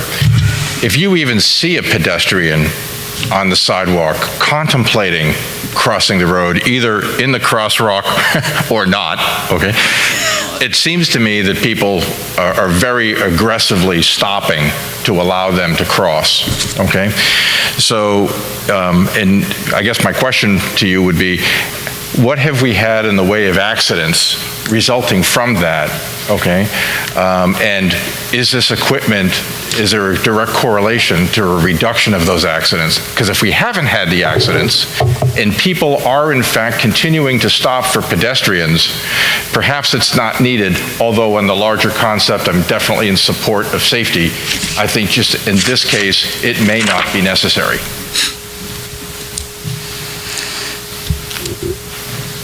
Well, I can say thankfully that we haven't had a high incidence of actual crashes occur. I think anybody driving through the bay, when it is congested, just like you said, you have those people sort of gunned up, ready to go across. We try to address those people that are not using the crosswalk as they should. Part of the idea of having these signs up, instead of the ones that are in the road that seem to be targets for every vehicle driving by having them out on the outside, it might signify where the crosswalks are, help those people that aren't familiar with the area to locate the area they are to cross. So in short, we haven't had a high number of incidents. We had one at section 140 in Main Street was the last pedestrian strike we had. And I have some stats for the state as far as pedestrian fatalities and that sort of thing. But like I said, thankfully we haven't. We just don't want to wait until they do start occurring and then trying to catch up to that. So our position is that we believe it will improve what the situation is down there. But we won't know until we actually invest in it. Thank you. Is there any further discussion on Article 25? Oh, go ahead. Go ahead. Please. Felice Scar. My question is, I don't live in the Bay or downtown, but are the flashing lights going to bother any of the people who reside around that area? No? Okay. Of course he's going to say no. Huh? Of course he's going to say no. No, it's kind of the way they're designed. Now, I spent the summer in the Bay. I was there every time they had a band in the Bay, all summer long. The problem is there's so many vehicles there, and where the crosswalks are located, you watch the children as well as adults playing chicken. They come right out to the edge of the road, they're on the crosswalk, they're looking. We grow, this town grows from 4,900 residents to over 18 to 22,000. And that's not counting all the people going to Laconia and everything. It's so busy for someone to get across that roadway, and really there's no indication. Stand out, wave. I know a lady used to throw her walker out in the middle of the road to get people to stop so she could walk across the road. It worked. I think it's just an indication for safety of the children and everything. I think it's a great idea.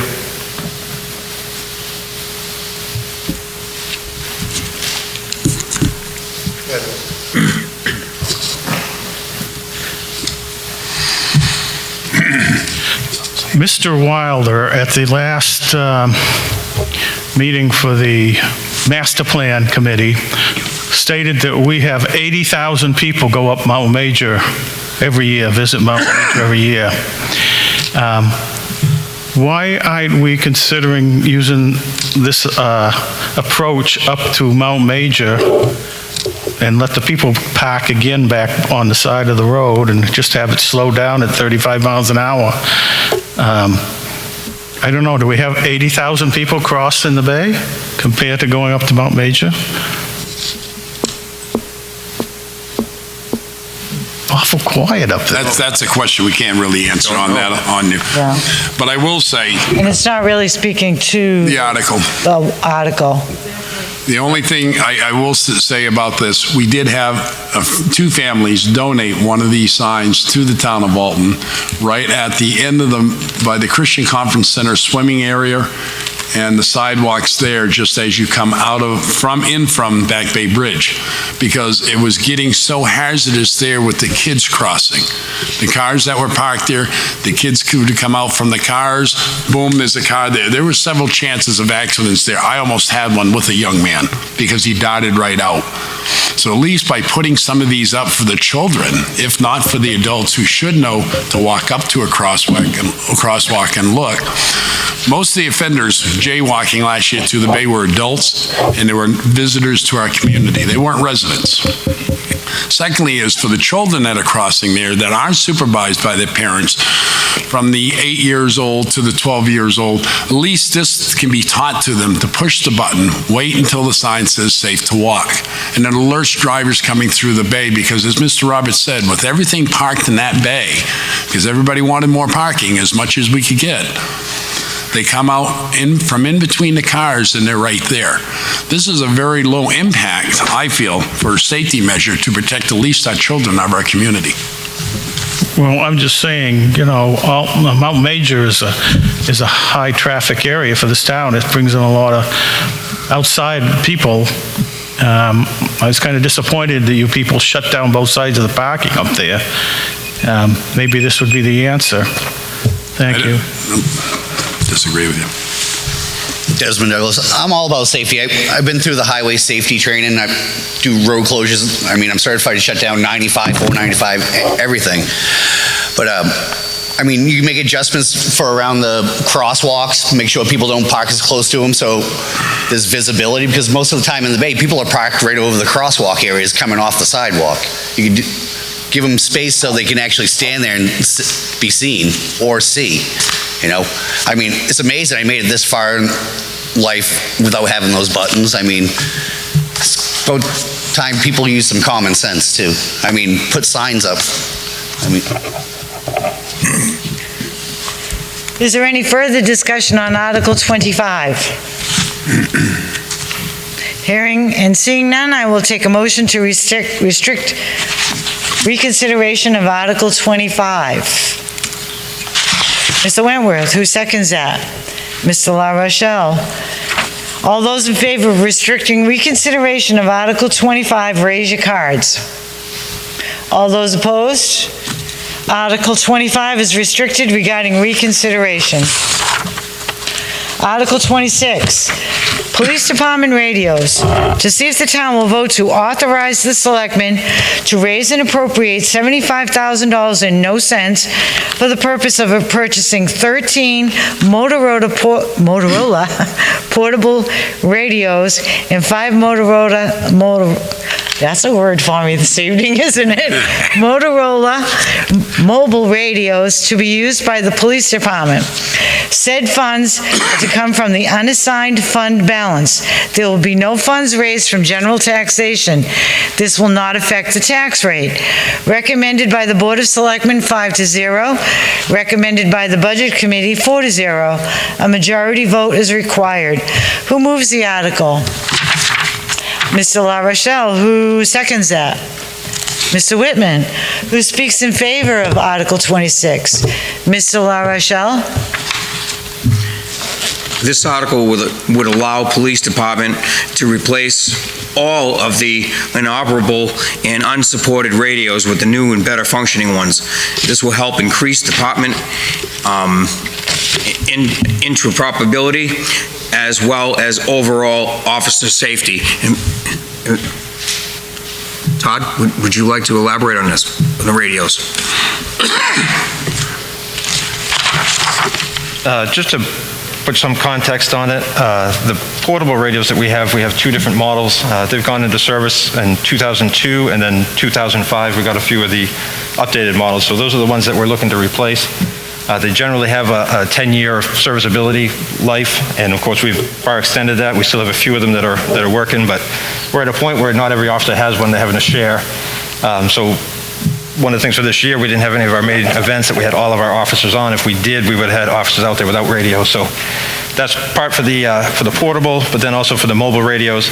Those ones have been in service since 2002. And again, if they break down, we got nothing there aren't really parts unless we can find someone in a scrap store somewhere. So we are in desperate need to get those replaced. Is there any discussion on Article 26? Hearing and seeing none, I will take a motion to restrict. Oh, I'm sorry. I'm not as quick as I used to be. All right, my glasses, I think, need to be fixed. Richard Shea from Roberts Cove Road. I'm very much in support of this article, particularly when something goes wrong. Communication is absolutely critical, and it's so easy to get screwed up with bad equipment or old frequencies or things that drift. Having said that, I wonder if this, along with the previous article, oftentimes there are federal or state funds available from agencies you might never even have heard of. And I wonder if we pursued every avenue along that line for either article. Thank you. Yes, we have. Yes, we have, sir. Mr. Wentworth. Is there any further discussion on Article 26? Is your hand up, Kenny? Oh, sorry. Hearing and seeing none, I will take a motion to restrict reconsideration of Article 26. Mr. McDonald, who makes the second? Mr. La Rochelle. All those in favor of restricting Article 26, please raise your cards. All those opposed? Article 26 is restricted regarding reconsideration. Article 27, 2021 emergency management related expenses.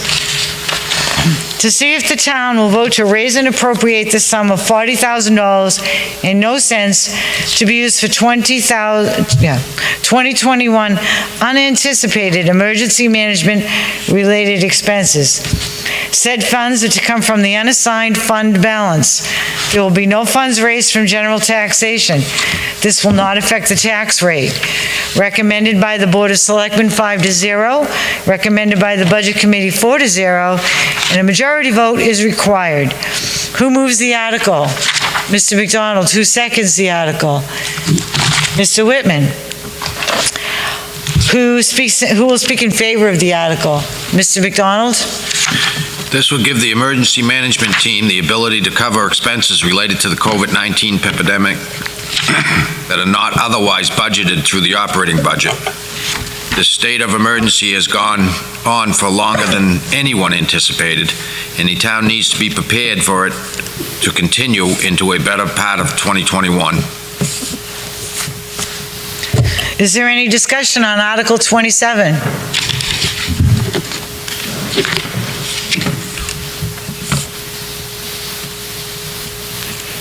In the event that... Please state your name, and are you speaking as a citizen or a budget committee? David Hershey, citizen. In the event that there's additional appropriations made from the government that would fulfill that void, is there an opportunity for that money to be targeted someplace else, or does that go into a general fund? Mr. Wentworth? The money, if it's not used, would go back into the surplus fund, Dave, if the monies are recouped from the federal government. But this, right now, when we budgeted for this and looking down the road, there was no more funds coming out of the federal government or the state government for emergency management. And last year, the budget for emergency management was a total of $4,000. We did overexpend $4,000 last year on other needs that the government did not fix. So the reason for this is to have some money there in case it's needed, especially for PPE, that if we run out, if we do not get federal funds or state funds to replace those. Thank you. Is there any further discussion on Article 27? Hearing and seeing none, I will take a motion to restrict reconsideration of Article 27. Mr. Holt, second. Mr. Whitman. All those in favor of restricting Article 27, please raise your card. All those opposed? Article 27 is restricted regarding reconsideration. Article 28, Milfoil Capital Reserve Fund. To see if the town will vote to raise and appropriate the sum of $25,000 to be added to the Milfoil Capital Reserve Fund as previously established in 2010. Recommended by the Board of Selectmen 5-0. Recommended by the Budget Committee 4-0, and a majority vote is required. Who moves the article? Mr. Holt. Who seconds that? Mr. La Rochelle. Who will speak in favor of the article? Mr. Holt. Yes, this is ongoing capital reserve fund for the milfoil. This has been done now for over 10 years. It's been very successful. It's done by it's managed by a volunteer committee, which, in my opinion, I think the board agrees, has done a fantastic job as volunteers. I don't know if Dave's in attendance, the chairman, Dave Gould. I don't see him here this evening. But Kelly is here. If you have any questions, she's pretty up on it. Is there any discussion on Article 28? Hearing and seeing none, I will take a motion to restrict reconsideration of Article 28. Mr. Holt, who seconds that? Mr. LaRochelle. All those in favor of restricting reconsideration of Article 28, please raise your cards. All those opposed? Article 28 is restricted regarding reconsideration. Article 29, recycling revolving fund change of purpose. To see if the town will vote to change the purpose of the existing recycling revolving fund previously established in 2006. The original purpose of this fund was for facilitating and encouraging recycling as defined in RSA 149-M:4.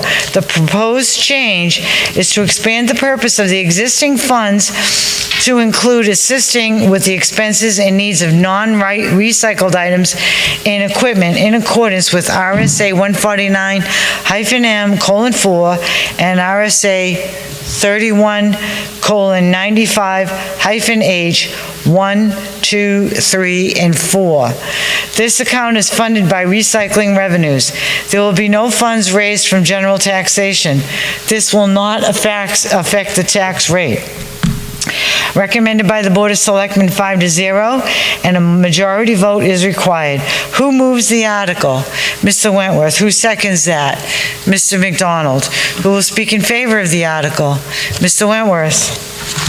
Folks, I brought this to the board earlier this year. Right now, the account has $424,000 in it, and usually maintains that same amount. Some years it goes higher unless we have to replace something in recycling equipment.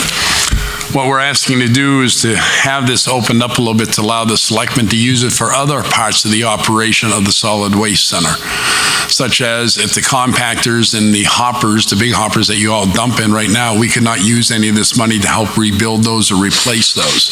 That would be a significant impact to the taxpayers through the regular operating budget. Also, different equipment such as the pickup truck that could be funded out of this down the road when it needs to be replaced, which shouldn't be for another 10 years because we just replaced that one. So all we're asking to do is to expand the spending of this money in the solid waste center, nowhere else in the town, but this would help offset some of the expenses that we're seeing occur each year. Is there any discussion on Article 29? Hearing and seeing none, I will take a motion to restrict reconsideration on Article 29. Mr. Wentworth, who seconds that? Mr. Holt. All those in favor of restricting reconsideration of Article 29, please raise your cards. All those opposed? Article 29 is restricted regarding reconsideration. Article 30, Town Hall Building Improvements Capital Reserve Fund. To see if the town will vote to raise and appropriate the sum of $14,000 to be added to the Town Hall Building Improvements Capital Reserve Fund as previously established in 2011. Recommended by the Board of Selectmen 4-1. Recommended by the Budget Committee 4-0. Majority vote is required. Recommended by CIP. Who moves the article? Mr. Whitman. Who seconds that? Mr. Wentworth. Who will speak in favor of the article? Mr. Whitman? Yeah, these funds are used for improvements to the town hall. The current project funds are being sought for a sprinkler system in the town hall. The building has a smoke detector system, which is old, but no sprinkler system, which places the town in violation of the state of New Hampshire fire safety codes for occupancy limits in the upstairs meeting room, as well as the hallways and the building exits. Is there any discussion on Article 30? Hearing and seeing none, I will take a motion to restrict reconsideration of Article 30. Mr. Holt, who seconds that? Mr. Whitman? All those in favor of to restrict Article 30, please raise your cards. All those opposed? Article 30 is restricted regarding reconsideration. Article 31, Water Main Expense Capital Reserve Fund Interest. To see if the town will vote to raise and appropriate the sum of $523.00 to be added to the Water Main Expense Capital Reserve Fund created in 2020.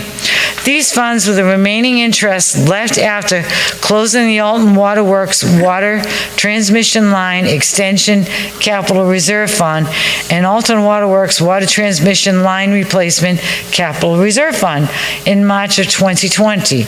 Said funds are to come from the unassigned fund balance. There will be no funds raised from general taxation. This will not affect the tax rate. Recommended by the Board of Selectmen 5-0, recommended by the Budget Committee 4-0, and a majority vote is required. Who moves the article? Mr. Wentworth, who seconds that? Mr. Holt, who will speak in favor of the article? Mr. Wentworth? Folks, this last year we did this article and was approved by the town meeting vote, and it was approved by Department of Revenue. And the individual that approved it for Department of Revenue, after it was voted and approved on, disallowed it because we did not have the exact interest to the date that it was approved on. So all this article is doing is more of a housekeeping measure, allowing us to pull the rest of the money out that was owed to us with the interest included. And that's why it's written this way. Has been approved by DRA. It has been sent to them. It has been approved again. So we're just asking for what was owed to the water users. Is there any discussion on Article 31? Hearing and seeing none, I will take a motion to restrict reconsideration of Article 31. Mr. Holt, who will second that? Mr. Wentworth. All those in favor of restricting reconsideration of Article 31, please raise your cards. All those opposed? Article 31 is restricted regarding let me say that again. Article 31 is restricted regarding reconsideration. I'm sorry. Article 32, Shibley's at the Pier lease renewal. To see if the town will vote to ratify the renewal of the long-term lease between the town of Alton, the lessor, and Shibley's at the Pier Incorporated, lessee, for the land upon which the restaurant known as Shibley's at the Pier is presently located. The building, decks, and docks are owned by the lessee. The land to be leased is more particularly described in the proposed lease and the land in the building. Land in the building, decks and docks are shown on a site plan attached to the lease. The proposed lease will be for a period of 20 years, commencing in 2021 and ending in 2041. The first year's rent will be $11,060.40. The annual rent increase each year of the lease thereafter starting in 2022 based on the annual increase in the Consumer Price Index as reported by the July Northeast CPI Consumer Price Index of each year starting in 2022. Each year's increase will never be less than 2% nor more than 5%. A copy of the proposed lease and site plan are available for review at the town clerk's office. There will be no funds raised from general taxation. This will not affect the tax rate. Recommended by the Board of Selectmen 5-0, and a majority vote is required. Who moves the article? Mr. McDonald. Who seconds that? Mr. Whitman, who will speak in favor of the article? Mr. La Rochelle. This is going to be a continuation of the Shibleys to allow them to run their business that they've had over 20 years and allow them to continue to lease the land that their building is on, to continue to work in the community and to hand down, if you will, the business into the family and keep it going. This is an asset, I believe, to the Bay. It's a general good location for the business, and this will again be no general taxation to the general public. Is there any discussion on Article 32?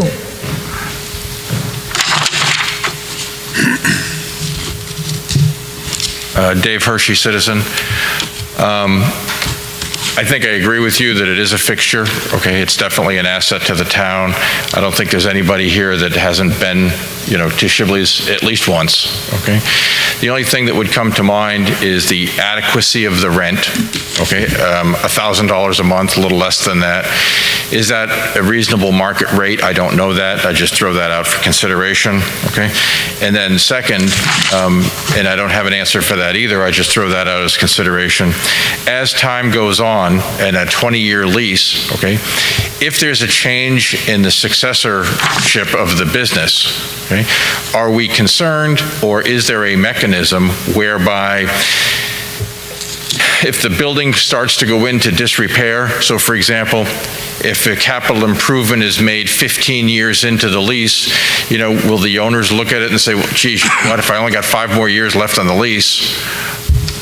How much of an improvement do I really want to do? And so it goes from, a landmark, if you will, to an eyesore. Okay, that's all. Okay, but again, agree that it is a fixture in the town. So, I think it would be in their best interest to continue the upkeep of the business in the building. Yeah, well, agreed, unless there's a change. I can answer that a little bit. Mr. Wentworth? Dave, there is clauses in the lease where they have to maintain the upkeep and everything else, but any disrepair shown. Also, besides $11,000 per year, they also have to pay the property taxes of the property. Okay, not just the building, but whatever the assessed value of the land is, they also have to reimburse the town for that. That's in there. So it's not just an $11,000, it's also what the assessed value of the land is they have to pay upon. So it's not just $1,000 a month. Is there any further discussion on Article 32? Waldy Keniston, citizen. My question is this 20-year lease period in accordance with the previous lease, or does this represent an extension, an increase in the amount of time of the lease? I believe it was 5 more years, wasn't it? Yes. The last lease, it's an extension of the previous lease, which I think had another 2 years to run, but because we were trying to define where the leased area was, because we've never had a good site plan of it, when we came to an agreement with the Shibleys about the area that they're actually leasing and being taxed for, he asked if we would consider giving it to the voters to determine if we would renew the lease for another 20 years now. So it's a little early. They have another 2 years to run, but we're getting a better definition of the property that's being taxed and being leased. Everything else is pretty much the same, except the base rent is, we increased the base rent from the base rent in the last lease. We left the consumer price index increase as it was the year before. The payment of the taxes is the same as the previous lease. So everything is essentially the same. We're just extending the term, and we are defining the area leased better than we ever have in the past. So extending that term, you were extending it from what was the original term of the previous lease? No, we're extending it. If the voters approve this, it'll be extended from this year for 20 years forward. Right. What was the previous lease period? I think it ended in two more years, sir. I don't have the exact date in front of me right now. So was it a 10-year lease previously, or a 15-year lease? I think it was a 20-year. It was also a 20. It was a 20-year lease also. Thank you. Is there any further discussion on Article 32?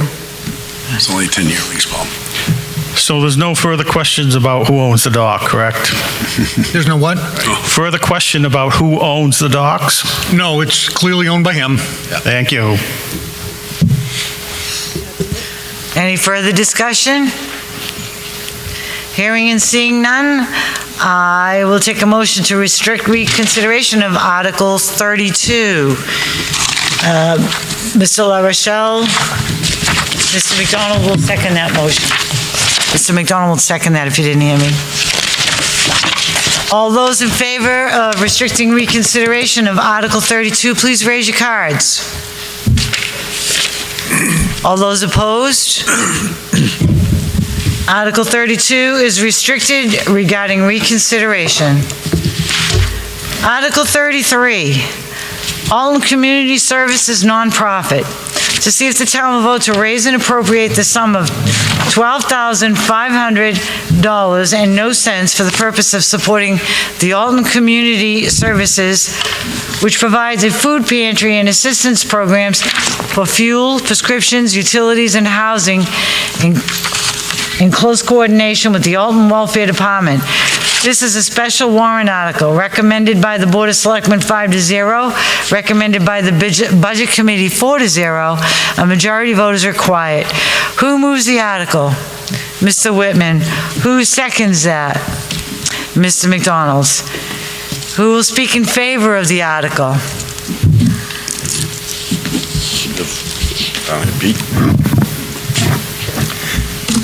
My name is Peter Bolster, and about 22 years ago, when I first moved to town, I had the opportunity to sit down with Father Wegman, Reverend Bob Hatt, and Liz Sweeney, who was a citizen in town who had worked with the St. Vincent de Paul, with the idea of establishing a food pantry for the town. And over a period of time, working with others, we established the Alton Community Services as a program to provide food and also aid for the community. Over these 22 years, this is probably one of the kind of gold stars for our community.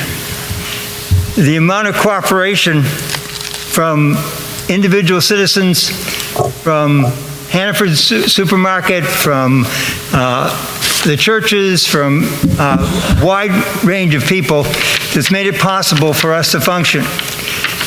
No one gets paid a cent for the operation of Alton Community Services. There are no paid employees, just a large number of volunteers who work very tirelessly and have kept the food pantry open during this coronavirus period, making sure people who have needed food have had food, and the donations from the community have been just amazing as we've continued to operate. We get a lot of our food, we can get a lot of our food from the food bank in Manchester. There's one food bank in New Hampshire, and there are 250 food pantries. When we started, we were serving 4 communities. Since that time, all those 4 communities have opened their own food pantries, and so we basically just serve Alton residents at this time. We have our facilities in the building that Mr. Williams owns, and have been very happy in that location. Just give you an idea, this last year we purchased 15,260 pounds of food from the New Hampshire Food Bank, and that's purchasing at pennies on the dollar, because most of their food is donated, and we just pay a very small amount of money for that food. And we probably have gotten an equal amount of money from Hannaford's, of food from Hannaford's, and different groups in the community that have donated food to us. And we're very appreciative of that support, and appreciative of the town continuing to provide funds that we use primarily for the rent for the building. We also do grants to individuals in the community that need help Bolster, can you- with fuel. Mr. Bolster, I'll give you a few more seconds on this.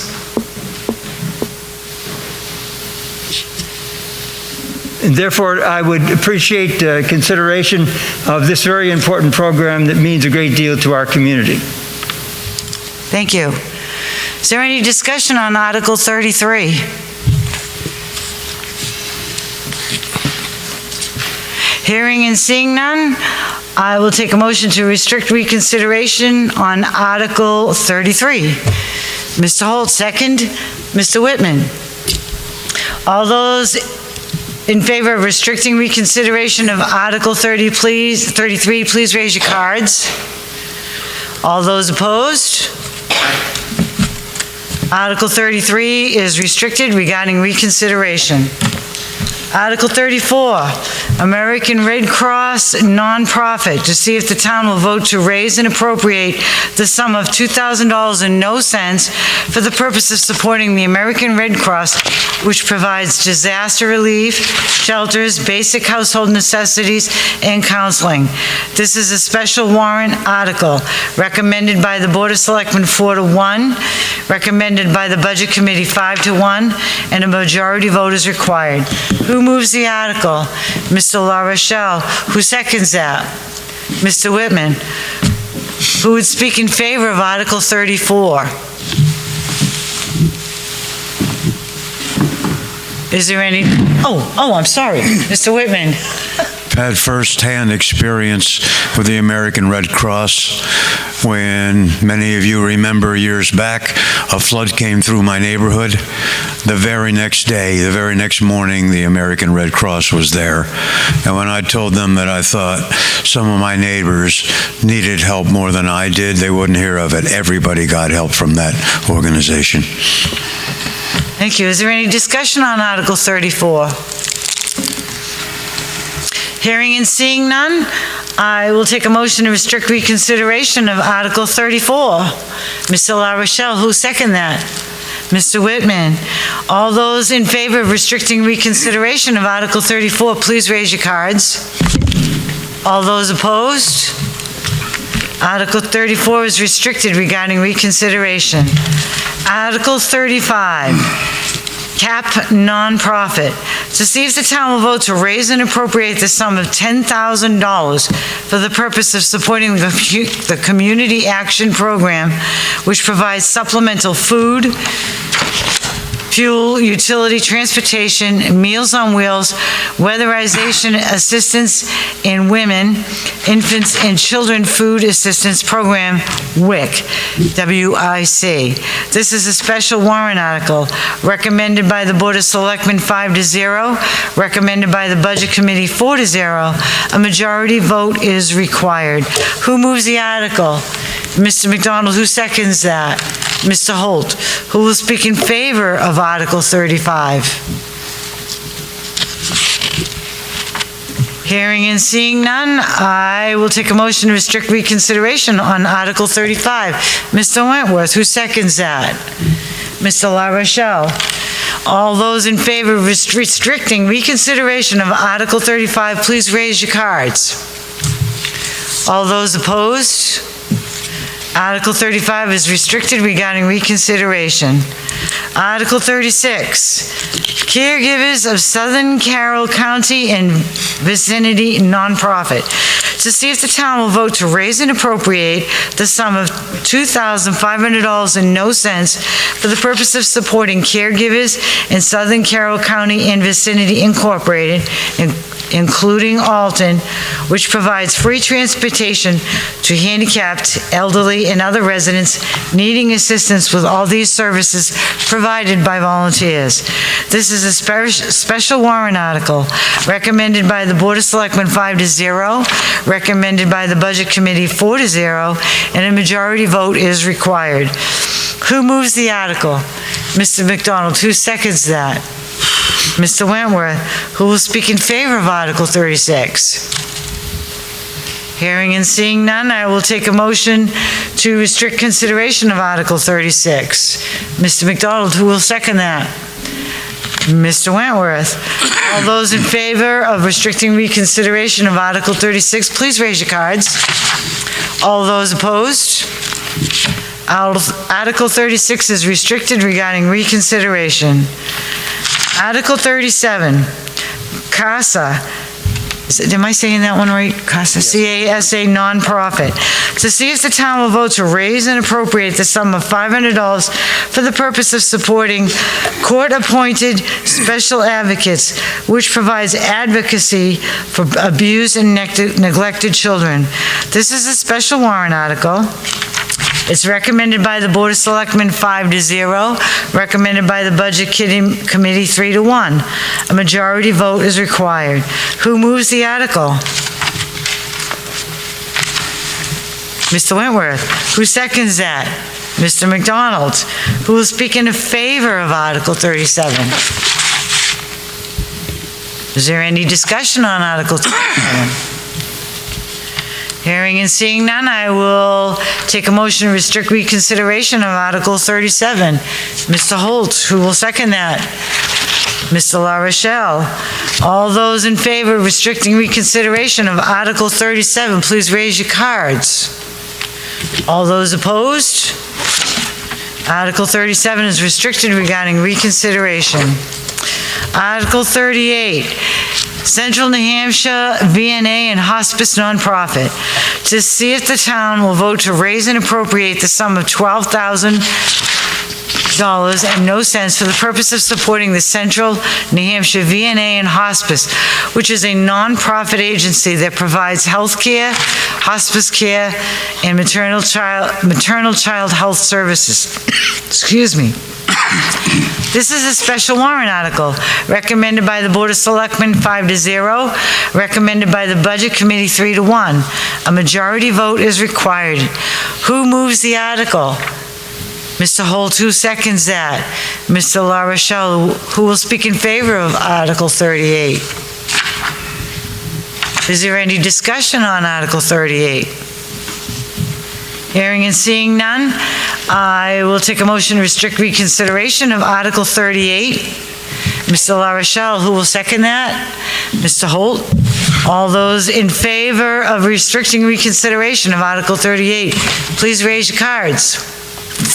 All those opposed? Article 38 is restricted regarding reconsideration. Article 39, Lakes Region Mental Health Nonprofit, to see if the town will vote to raise and appropriate the sum of $15,750.no for the purpose of supporting Lakes Region Mental Health Center, which provides mental health care to area residents, services for children, elders, and along with other emergency services. This is a special warrant article, not recommended by the Board of Selectmen 4-1, recommended by the Budget Committee 4-2. A majority vote is required. Who moves the article? Mr. Wentworth. Who will second this? Mr. McDonald. Who will speak in favor of the article? Mr. Wentworth, are you removing yourself on this one? I will step down later on if nobody else gets up to speak. Well, no. Are you speaking in favor of this? I am speaking in favor of, yes. Okay, is there any? It will be as an individual, not as... As a discussion, okay. Is there any other discussion on Article 39?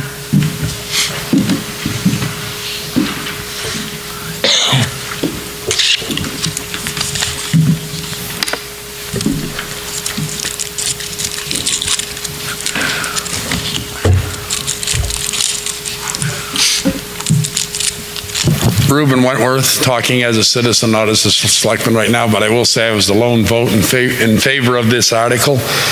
One reason I was in favor of this article years ago, I had the fortunate mishap of having my daughter have to have services from this group. I did a remarkable job.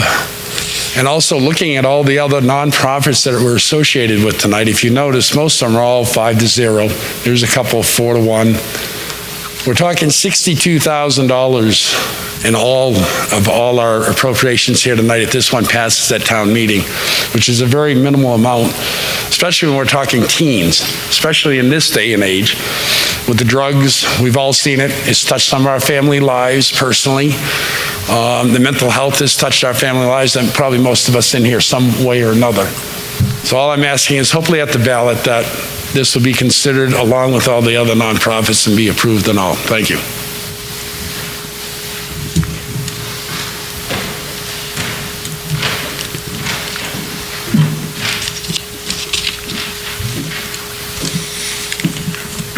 Dave Hershey, speaking as a citizen. Again, I have nothing against the organization. Actually, probably have only good things to say about it. I guess the thing that comes to mind is Lakes Region Mental Health nonprofit is actually owned by Genesis Corporation, okay, which is a very large corporation. I'm kind of perplexed as to why they would seek a donation from the town. Under the provisions of the Affordable Care Act, private insurance, Medicare, and Medicaid, their services should be compensated appropriately through the medical health care system, okay? To the extent that somebody is not covered by insurance and chooses to not purchase coverage through the Affordable Care Act, okay, an organization such as Lakes Region Mental Health Nonprofit does have the ability to fill out an application on behalf of a patient or a resident or client, whatever the proper term is, okay? Submit it for coverage and payment. So I think in a situation that we're hearing, if we hear that they're not getting paid for services, I think it's an issue of, somebody not doing the right paperwork. Okay, so again, I'm greatly in support of the organization. However, I think that making or seeking a donation from the taxpayers over and above that which is available to them through the healthcare system is not appropriate. Thank you. Is there any other discussion on Article 39? Hearing and seeing none, I will take a motion to restrict reconsideration of Article 39. Who will make a motion to No, I'm not going to raise my hand because I'd want to reconsider it because my board said no.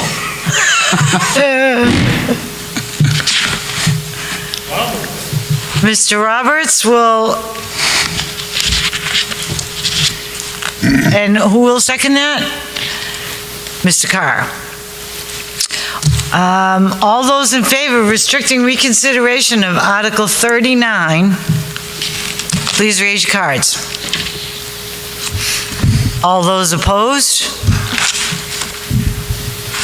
Article 39 is restricted regarding reconsideration. Article 40, Life Ministries Nonprofit. To see if the town will vote to raise and appropriate the sum of $3,000 and no cents for the purpose of supporting Life Ministries Incorporated, which is a not-for-profit charity that provides food and staples to Alton residents. This is a special warrant article recommended by the Board of Selectmen 5-0, recommended by the Budget Committee 3-1. A majority vote is required. Who moves the article? Mr. Whitman. Who seconds the article? Mr. La Rochelle. Who will speak in favor of the article? Is there any discussion on the article?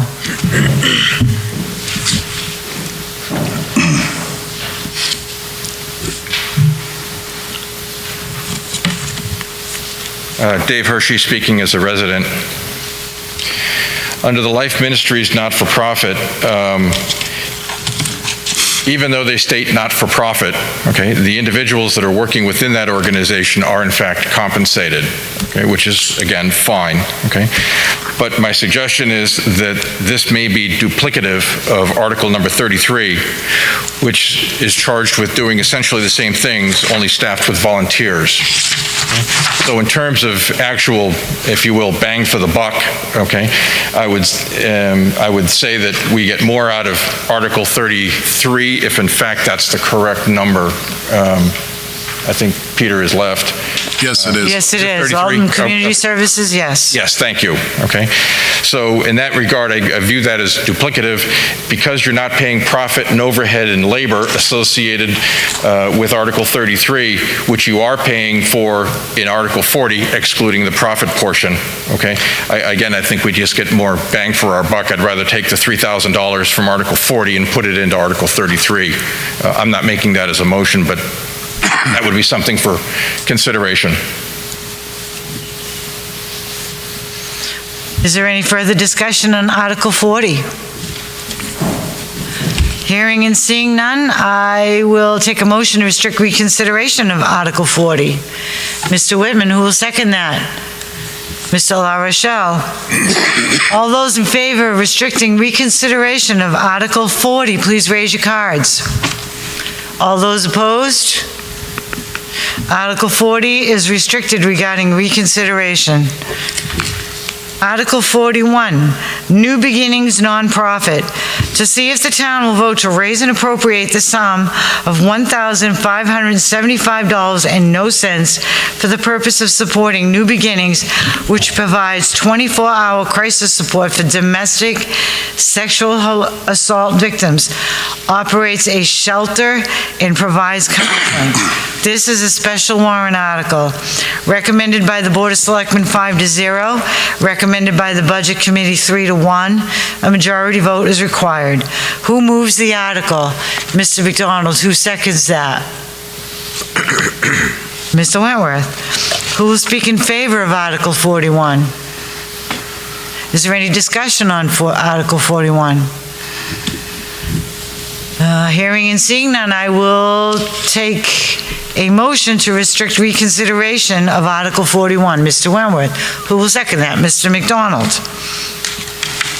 All those in favor of restricting reconsideration of Article 41, please raise your cards. All those opposed? Article 41 is restricted regarding reconsideration. Article 42, Waypoint Nonprofit. To see if the town will vote to raise and appropriate the sum, $2,500.00 for the purpose of supporting Waypoint, formerly known as Child and Family Services of New Hampshire. This is a special warrant article recommended by the Board of Selectmen 5-0, recommended by the Budget Committee 3-1. A majority vote is required. Who moves the article? Mr. McDonald. Who seconds that? Mr. Whitman. Who will speak in favor of the article? Is there any discussion on the article? So I would, my name's Wally Keniston, I'm a resident. So I would encourage the select board when they're putting these together, or whoever does this, to mention where the community where this organization is cited. And I'm presuming that they're making sure that it's in our best interest, that they're supporting our community, but it would help the voters to make a more informed decision. Thank you. Thank you. Mr. Wentworth? I just respond to Mr. Kinnison's thing. This year, the Board of Selectmen requested letters from all nonprofits, their expenses, their finances, where the money goes in our communities, and who they won't tell us who they help because that is private and privileged information. But all of them responded to us with the information that we requested, and I can assure you that the money they requested, they were showing how they used it within our communities. But I will see if we can do that possibly next year, to at least put it more out there where they're located at. Thank you. Is there any other discussion on Article 42? Yep, Dave Hershey, resident. I think that Article 42 is duplicative of Article 39, Lakes Region Mental Health Nonprofit. Because of that, I would not be in support of Article 42 as a resident. Those types of services, again, are available for compensation through the various healthcare coverage programs. And in many cases, it's more of a function of the facility choosing not to do the required paperwork to submit their claim on behalf of a client or a patient. Thank you. Is there any further discussion on, yes, we do. Were the selectmen aware of just what Mr. Hershey said before you recommended these articles that they can supply to the government for the insurance? I was aware that some of them are. The American Red Cross has federal money that goes to them, and they take donations from us all the time, and they have help that they pay. Same reasons why Mr. Hershey does not want to support the others. A lot of these organizations take money from the federal government, the state government, the county government. They all come to us for funds and fees for donations to help out our citizens within our community. So yes, following, I was aware of it, just as we were aware for the last 20 years, that they get subsidies from the government. They get subsidies from the county, they get subsidies from the state, and they get subsidies from the feds.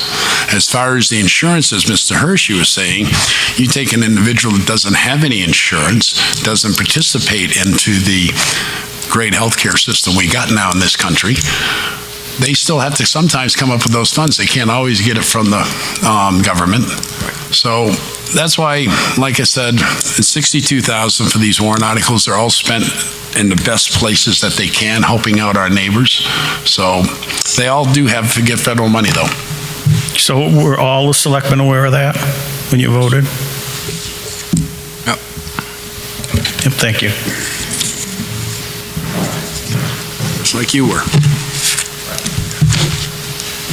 Dave Hershey, resident. Just a point of clarification, and that is on the issue of grant money and federal money and so on that is available. Yeah, no problem. I'm not talking about that. I don't have any experience or firsthand knowledge on that other than the superficial knowledge that, yes, they do get grants and federal assistance. What I was referring to is the actual health care coverage, okay, which in many cases, many of these facilities, okay, it behooves them to apply on behalf of the person that they're treating. And in some cases, as an example, if the care that has been afforded in a given month is $6,000, okay, the facility can apply under the Affordable Care Act, pay 1 month's premium. And again, choosing a random number, let's say that 1 month premium is $400, okay? They then submit that, so they're spending $400 to get $4,000 worth of reimbursement under the Affordable Care Act. That's the process that I was referring to.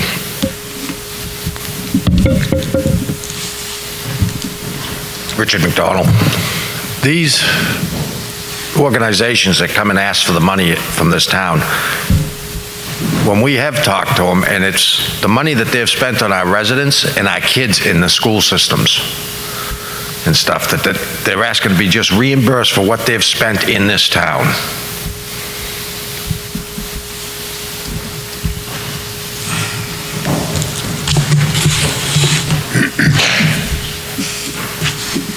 I'm sorry, last time I speak on this, because I don't mean to bludgeon a comatose animal on this topic. I have no doubt that they spend money in the town, no problem at all. But there should be no circumstance under the Affordable Care Act if somebody is uninsured, whether it's, you know, Blue Cross Blue Shield or, I don't know, Aetna or whatever other health. I'm sorry, I think we're just getting away from Article 42. I think we have discussed it enough. I see both points, but let's stick to the business at hand here.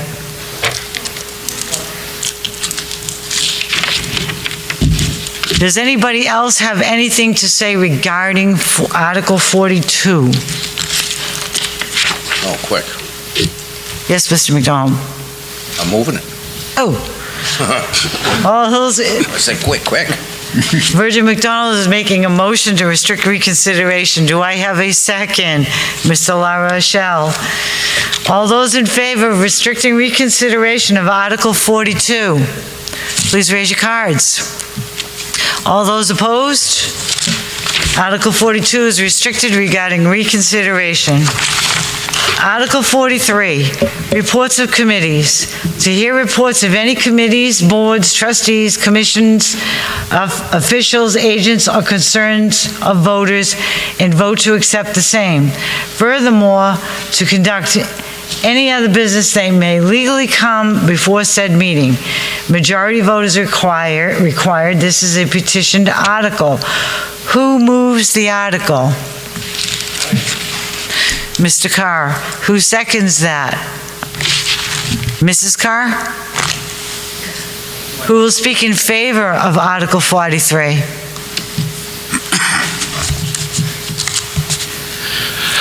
Lauren Carr. I started this petition article. I think some people are aware of that. I would wish that the selectmen would keep putting this in every year. There may be some years nobody brings up an issue. There's some will. Now saying that, can I bring up some issues? Or when do we do that? This is an SB2. When it was a town deliberative, the reports were required. As far as an SB2 deliberative, reports are not required at our deliberative session. It should be given with the handouts that we get. If the chairman of the board has something to say, he will. If the chairman of the budget committee, but we don't have all the committees come in and do the reports. It's not a requirement with SB2. But the selectmen can put this in. Yes, we can put it in. So I'm asking that they do that from now on. Well, you asked that last year, too. You asked the year before. I believe you asked for it the last 3 years.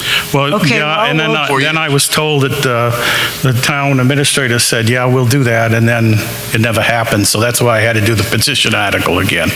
Well, I'll have to go back, but I don't see why it is. I think it's an article that has no meaning anymore in the way this town goes about their business now.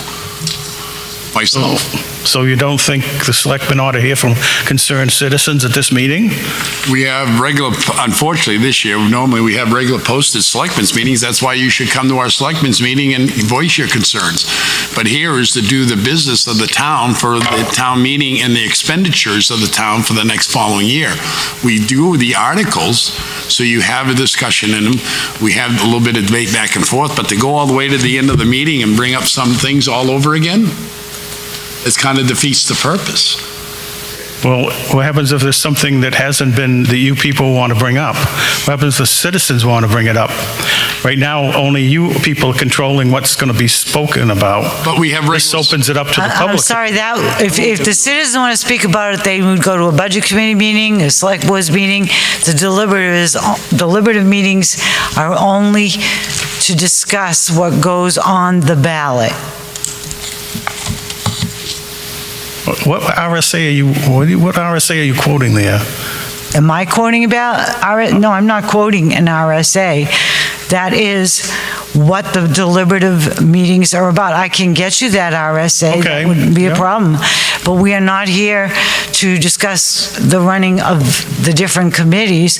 We're here to discuss the ballots, the articles, and put them in their true form to go on the ballot for election. That's the purpose.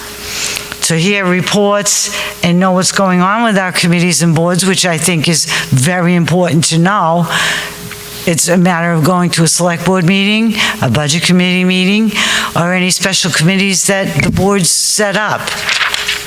I think, I wish people had known that before they put in Senate Bill 2, that the meeting was going to allow them to have some discussion of items that they thought might be important to the town.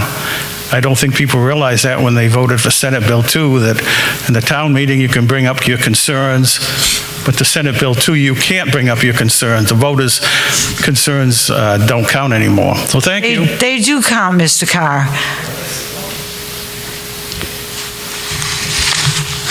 Is there any more discussion on Article 43?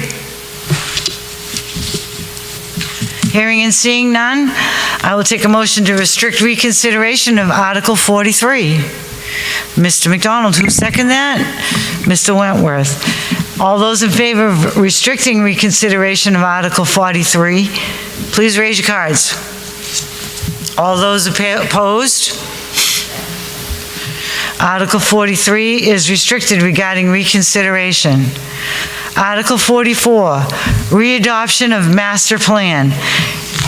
In order to save the estimated cost of $80,000 to $100,000 to reconfigure the current master plan, which now preserves the rural character, natural beauty, and unique quality of life that Alton citizens cherish, the voters direct the planning board to readopt the current Alton master plan without changes for the next 10-year period. This is a petition article. This article is not supported by the Board of Selectmen because it is contrary to the procedures set out in state law RSA 675:6, and it will therefore have no binding effect if adopted. Who moves the article? Mr. McDonald. Who seconds that? Mr. Carr. Who will speak in favor of Article 44?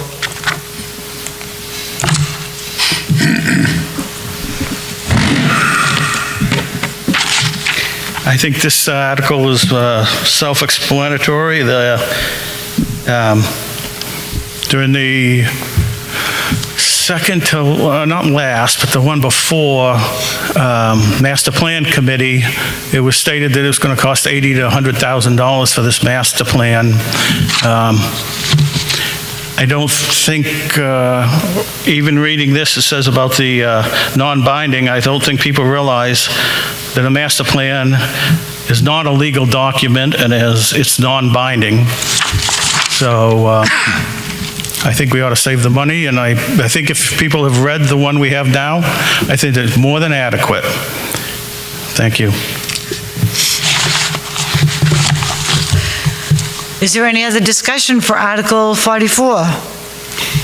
Yes, Felice Carr. I am just speaking about the position of the town or the townspeople. A lot of people, not in my position, but there are some people that are in a position that they are hurting for money, and I just think we have a current master plan, and I think the $80,000 to $100,000 would be best suited save this year and wait on that. The other thing is, I don't understand, could someone explain to me why it's contrary to it's not supported because of the state law, RSA? I don't know what that state law is. I'd have to ask Mr. Sessler to refer the exact law to you if he's able to at this point. Are you saying that this petition is against this? I don't know what the state law is then. Well, if you read the state law that I cited in there, it states that the master plan is adopted by the planning board, and they are the ones that vote it. It never comes to town meeting. The planning board has the sole authority to adopt the master plan. Second of all, one other thing you need to know, there is no proposal to spend any money. Those figures, I don't know where they come from, but there's no request to spend money this year on the master plan. That hasn't come, hasn't happened, and they haven't adopted a new master plan yet. So, I thought the planning board had directed the current committee to seek, or they're going to seek they're looking into it, ma'am, but they have not come to the proposal. If they want to spend money, they have to come to the town meeting and ask for the money at that time. They haven't done Okay, that. so that wouldn't be till next year or the year after? This is a red herring. There's no money being requested, okay? You need to understand that. Second of all, if the master plan is going to be adopted, it gets adopted by the planning board, and they do not have to come to town meeting to adopt it. So my understanding from what you're explaining to me is that the planning board has directed the committee to look into a new master plan, but I thought that they had, when I listened to the planning board, they said that they were going to hire a consultant who who would be, so they're not going to pay this consultant? No. It's not in this budget, ma'am. If that was in the previous budget, it was in the previous budget. It's not in this budget. There's no money being spent in this budget on a master plan that I see. Not for the consultant at all? The consultant was Yes, there is. a year ago. Okay, but Yes, that's there in the is. operating There is. budget, though, right? May I? Okay. The master plan committee was approved with $25,000 to seek out and get an RFP on a consultant, strictly a consultant to go over and with guidelines of giving the Master Plan Committee guidance on how to do and redo the plan, which is 15 years old. It's outdated, needs to be redone, and the town is growing, and there's more need for a revised master plan. So $25,000 has been appropriated to get that started, and there's nothing that's been seeked out yet for any other sums of money, because that amount of money was strictly to seek guidance. And that amount of money was in last year's budget? Correct. Okay, not this year's? Not this year. Okay, and if the consultant comes back, that's going to be more money than it would be in next year's budget? That would be a separate case. But that's not this year. This is strictly to seek out and get advice as to what would, and that was a cap of $25,000. Okay, thank you. Is there any further discussion on Article 44? Could you please go to the microphone so we can all hear you?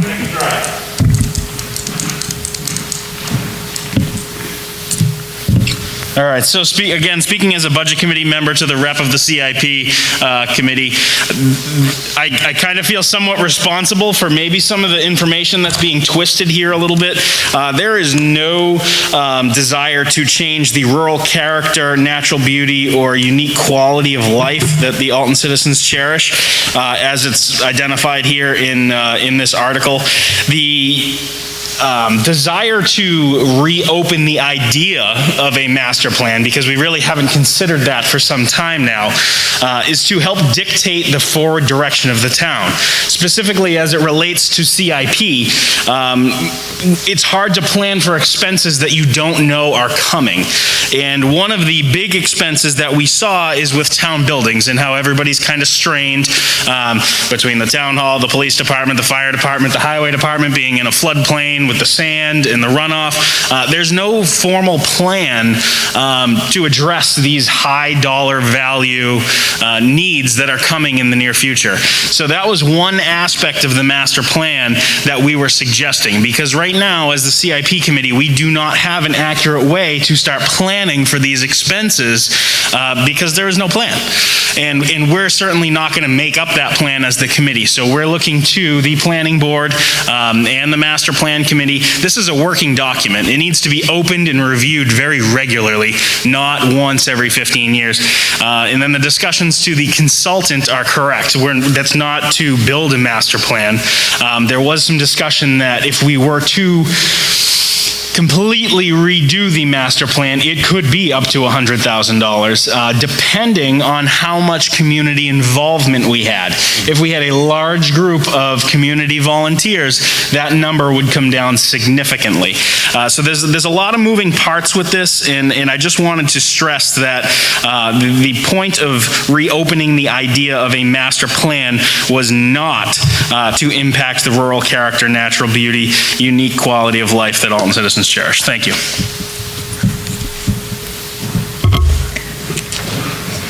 Is there any other discussions on Article 44? Hearing and seeing none, I will take a motion to restrict reconsideration of Article 44. Mr. Kennison? And seconded by Mr. Wentworth. All those in favor of restricting reconsideration of Article 44, please raise your cards. All those opposed? Article 44 is restricted regarding reconsideration. Article 45, nonpartisan redistricting. By petition of 25 or more eligible voters of the town of Alton to see if the town will vote to urge that the New Hampshire General Court, which is obligated to redraw the maps of political districts within the state, follow the federal census, which will ensure fair and effective representation of New Hampshire voters without gerrymandering. Additionally, these voters asked the town of Alton to urge the New Hampshire General Court to carry out the redistricting in a fair and transparent way through public meetings, not to favor a particular political party, to include committees of interest, and to minimize the multi-seat districts. Furthermore, as the New Hampshire State Constitution, Part 2, Article 11 allows towns of sufficient population to have their own state representatives, not shared with other towns, for the town of Alton to petition the New Hampshire General Court for its own exclusive seats in the New Hampshire House of Representatives, if it does not already have it, ensuring that the state representatives properly represent the town's interest.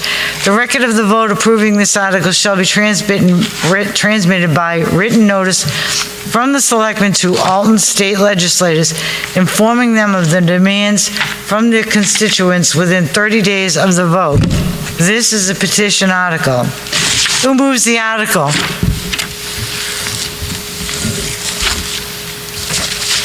Mr. McDonald. Who seconds it? Mr. Keniston. Who speaks in favor of the article? Thank you, Mrs. Moderator. I'm Brian Beal. I live at 186 Sunset Shore Drive here in Alton Bay. Every 10 years, the Census Bureau conducts their census, and we have to allocate votes within our voting districts in New Hampshire. That is state reps, state senate, the executive council, the county commission, and our congressional districts. In 2011, this process, well, for years and years and years, this process was a fair, nonpartisan procedure. In 2011, there were dozens and dozens of towns that were gerrymandered for partisan purposes. That's the last time. We're trying to prevent with this this warrant article, prevent this from happening for the 2021 redistricting process. The other thing is, many of you may remember that Alton once had its own state rep district, and that went away, and now you share with Gilmanton for District 5. Any town over 3,290 people should have its own state representative district, exclusive to the town. That is not the case now. You share with Gilmanton. You're lucky in that both of your District 5 reps are from Alton. That could switch at some point. Perhaps sometime in the future you would have people representing the town of Alton who are from Gilmanton. So this article is asking the general court to make sure that Alton gets its own exclusive state rep district. So overall, we're looking for fair, nonpartisan, and transparent process of redistricting. And this is a non-binding resolution, but it's important to have Alton join its voice with 100 other towns. This is being done in 100 other towns in New Hampshire to try and make sure that we have this fair process. Are there any questions? I'll ask that. Would anyone like to speak to Article 45? Any discussion? Hearing and seeing none, I will take a motion to restrict reconsideration of Article 45. Oh, wait a minute. I need a motion and a second for that. Who makes a motion to restrict reconsideration? Mr. Wentworth. Mr. McDonald will second that. All those in favor, please raise your hand or card. All those opposed? Article 45 is restricted regarding reconsideration. And I have a surprise for everybody. We're done. I would like to thank everyone for their participation, everyone that helped to put this together. Thank you for coming out on this cold evening. And I will take a motion to adjourn from Mr. Keniston. Do I have a second? Mr. Wentworth. All those in favor? Mick Wentworth. It's a new name. All those in favor, please raise your card. All those opposed? I now declare the 2021 Town Deliberative closed.